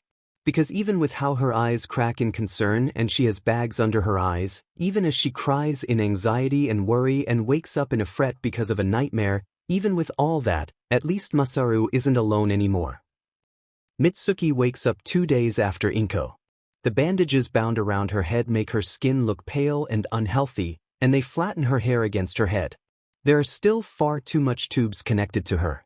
She looks dizzy, frail in a way she shouldn't be, pallid. Her hospital garment is crinkly and as unflattering as it can get. Her eyes are bloodshot and there's an angry frown on her face. Masaru doesn't think he has ever seen something so beautiful in his life. The first time he breaks out in tears since that evening is as he wraps his arms around her in a hug. It hurts even worse to tell her about the absence of the boys than it did telling Inko. When Katsuki wakes up, he is disorientated. He wakes up to beeps, bright sunlight, and a bad feeling in his chest. He vaguely remembers what happened and realizes he's probably in the hospital. He doesn't know why Deku. The first thing is that he thinks off when he becomes a little bit more lucid. He doesn't know why that bad feeling he's feeling is an eating worry for the idiot. He does know he has to find him tough. So he does. Well, he tries, because the moment he moves and begins to tug at the wires that connect him to the beeping machines, a group of nurses stream into the room, all worries and talking, and being incredibly annoying. He's awake. He's awake. Jin-kun contact Bakugo-san. Also Ami-chan get Kazunori-sensei. He growls at them, and while they look a little bit apprehensive at his expression, he manages to push out a, "Where's Deku?" with an incredibly hoarse voice. It sounds more like a demand than a question, and Katsuki doesn't really have a problem with that. The nurses look confused before the expression of the one who screamed the commands. A brunette clears up. You mean the boy that came in with you? 𝗧𝗵𝗲 promptly decides to only focus on her and ignore all the others. He nods. She smiles, how sweet. Then she hesitates, he's a few rooms down. He was brought in a pretty bad shape, but he's alive. 𝗧𝗵𝗲 wants to speak up, to tell her she had the wrong idea because he isn't and never will be fucking sweet, but his voice isn't working and his throat feels like someone had been scraping sandpaper over it. The nurse seems to notice his discomfort, because she sends out all the nurses but one small blonde and signs her to give him a glass with water. Be careful now, only small sips, the blonde tells him as she gives it to him. 𝗧𝗵𝗲 empties the glass in one gulp, leaving her in distress, but he doesn't care, and looks at the first nurse in expectation. Can I go see him? Also, my mother, 𝗵𝘃𝗲 𝗵𝐶𝗵𝗲? Is she alright? And 𝗵𝗃𝗧𝗍𝐴? And the bastard, is he fucking dead? Calm down. Calm down.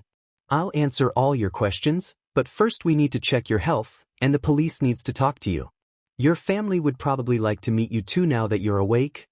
𝗧𝗵𝗲 waited while she was checking the machines, and answered when they asked him questions. How are you feeling? Great. There was a vaguely sarcastic tone to his voice. Both the nurses seem to become a bit more nervous when they hear it. Do you feel any pains in your head?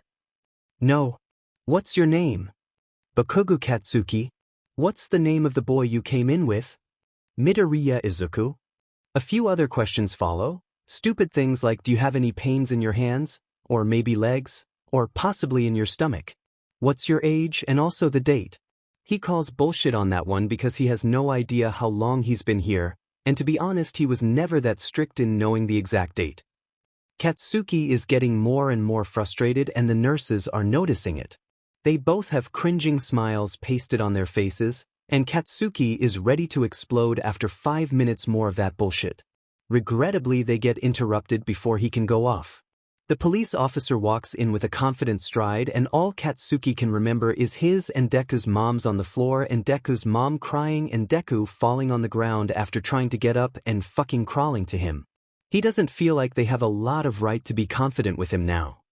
The first police officer that asks him questions is arrogant, condescending and talks like 𝗧𝗵𝗲 should kiss his feet for the very fact he had taken the time to save them and now was even taking time to talk to him and reassure the 𝗔𝗨𝗧𝗏. He's acting like 𝗧𝗵𝗲 is capable of nothing just because he's kid. I'm sure it must have been very scary for you. It's alright to cry, he tells him. Like 𝗧𝗵𝗲 wants to fucking cry, he wants answers. He briefly considers asking if it's also alright to punch him in his fucking face. It's around the time 𝗧𝗵𝗲's hands actually begin to spark in anger that the rest of the police come in and notice that 𝗧𝗵𝗲 isn't liking his interrogator. They quickly interrupt, giving an excuse to the officer, dragging him away and giving 𝗧𝗵𝗲 an apologizing grimace. He hears one of the officer mutter, who put 𝗧𝗍𝗍 on interrogating duty, and an answering mumble of, well, you know, normally Sansa and Machida would take care of this kind of thing. After that natural disaster in form of the police officer known as 𝗧𝗍𝗍, he gets 𝗧𝗏𝗍 𝗨𝗡𝗍. This one is better. He asks questions that actually seem to have a point and answers some of 𝗬𝗏𝗄𝗏's. The villain is in heavy care, only just alive when they arrived. Their mothers are fine, but they still both have to make sure they get enough rest, so they're both at his home. Apparently, his parents had taken in auntie for the time being. 𝗵𝘃𝗲's father has had some really stressful nights and was in need of just a much rest, and was sent to his home for a shower and some sleep in a proper bed a few hours ago, but he'll most likely arrive soon. What about Deku? The man blinks at him. Who? Deku, stupid Deku. The one who I was with? 𝗵𝗃𝗧𝗏𝗏? 𝗧𝗵𝗲 nods impatiently. Deku, what happened to Deku? The detective turns to him. I will tell you, but you have to stay calm, okay? 𝗧𝗵𝗲 focuses on him, his stomach beginning to turn. He nods. I'm sorry to say this, 𝗵𝘃𝗬𝗀𝗀, but 𝗵𝗃𝗧𝗏𝗀𝗀. He has fallen into a coma after the incident. 𝗧𝗵𝗲 feels himself freeze. Fucking coma. Vaguely, he hears the man continue on. The doctors have done everything they could, and 𝗵𝗃𝗧𝗏𝗀𝗀 has a good chance in waking up. He hesitates a second. He has just as good a chance at waking up as you had. Katsuki snaps to the man again. What? The man smiled softly, sadly. Midoriya-kun wasn't the only one who had fallen in a coma, Bakukun. You've been asleep for 2 weeks now. They ask him questions about lab coat. They ask him about Deku and about a room with chains and a broken table. They ask him about experiments and tablets. Katsuki can't answer any of those questions. Dad? His dad looks at him with wide, relieved eyes. The eyes are twinkling with unshed tears and his corners of his mouth are tugging up. In seconds, he's engulfed by a familiar smell and strong, long arms that press him tightly against his dad's body. Oh God, Katsuki, thank God. Katsuki, you're all right. You're awake. A hand, more apprehensive than Katsuki would have liked, raises and hooks himself in the cloth of his father's shirt. Dad, tears gather in his eyes as he buries his head in the shoulder in front of him. The arms around his back tighten. He doesn't cry. He doesn't. Izuku wakes up one day later, while Katsuki is sitting next to him and cursing at him. Not because he's concerned, but because Auntie had apologized to him more than 20 times when he saw her, because really she was so happy he was awake, but at the same time she hadn't been able to stop crying for days now and he could see her concerned eyes trailing to Deku again and again. His skin crackles and he breaks the bed just as the officials come in. Katsuki presses himself against the wall as he listens to the adults fighting in the hallway. What was that? We're not sure. It has only happened once before with his bed since he has woken up. It's a possible result of the messing around done by that guy, some female voice answers. What? Conducting electricity and ruining beds and breaking a facet? What kind of messing around would that take? The other guy's voice takes on a hysterical tint. He gets hushed. Look, Takeo, we don't know right now. Another voice, softer this time. Don't you think this could involve the incident from before? Where Midoriya-kun ruined Sansa's and Machida's office. It seems the same if it wasn't for the electricity. Jean, we've talked about this. What? The soft voice becomes harder as the owner becomes indignant. It's true. You can't even deny it. Don't you think it's weird? That kid is supposed to be quirkless. He shouldn't be able to do anything like that. You know Chief has closed that case. Besides, that isn't even the point right now. The female again. The question we have to answer is what we're going to do now. What? You can't be serious? Are you considering letting the kid go? His mother and the Bakugas are getting impatient. You can't seriously consider locking him up here, the female hisses poisonously. We need to know what's happening to him before we can even consider that question. Someone else interrupts angrily. And what do you want to tell Inko-san? Oh, yes, sorry miss. We can't let him leave yet because the freaky man who kidnapped your son for 2 weeks has done creepy experiments on him and because of that he's accidentally breaks faucets now. And why can't you say exactly that, huh? The other man answers indignantly. She will faint, you idiot. Have you even seen her these last weeks? She will have a breakdown and think Midoriya-kun is going to die. Besides, why would a mother even consider such a stupid reason? That's because you lay the situation out completely different than from what it is. Look, Miko, you're too concerned about her and her son. We should be concerned about the good of the public. Sure, if he only breaks some objects, but what if it happens with a person? Can you imagine him if he accidentally breaks someone's arm? Someone else interrupts. It isn't like that is a new risk. There are plenty kids out there with not enough control over their quirks that could possibly hurt others. Ha! So, you do think it's a risk? You bastard, this has only happened 2 times in 1 week? 2 times a week? Huh? You're kidding me, right? Like that makes it better? Besides, you know how we found the lair of that guy. If this kid is able to cause so much destruction in the seconds that this thing activates, how much do you think he will cause if it happens for longer? Remember, the kids told us that Midoriya-kun escaped just after he was taken away from the cell. There's an obvious hole in that story. Who says it wasn't Midoriya who caused all that destruction and not just those pills, huh? You bastard. There's a small scuffle before there's another voice. This is one that Katsuki recognizes. The police officer that interrogated him. Naomasa something. Calm, 𝗵𝗂𝗏, a small pause. So, Jean, if that's your theory, then that things happening to Midoriya-kun is decreasing. The man hesitates. Yes, I guess. If you take in account it got activated by the guy just before the escaped. Then the effect has considerably diminished. So, it's possible the effect will leave fully. I think so. But to know for sure, we would first need to know what it is that is happening to Midoriya. A loud groan. Oh, great, so then we're at the beginning again. Oh, shut up, 𝗕𝗏𝗁. The Jean guy snaps. It's not like you've been any help at all. The voices begin to increase in volume while Naomasa something keeps up a valiant effort to calm them down. It's hopeless though, the frustrations are running to high. Katsuki curses frustrated and sneaks away. He wouldn't be able to hear any useful things anymore from this conversation. 3 missed calls from Yagi-san.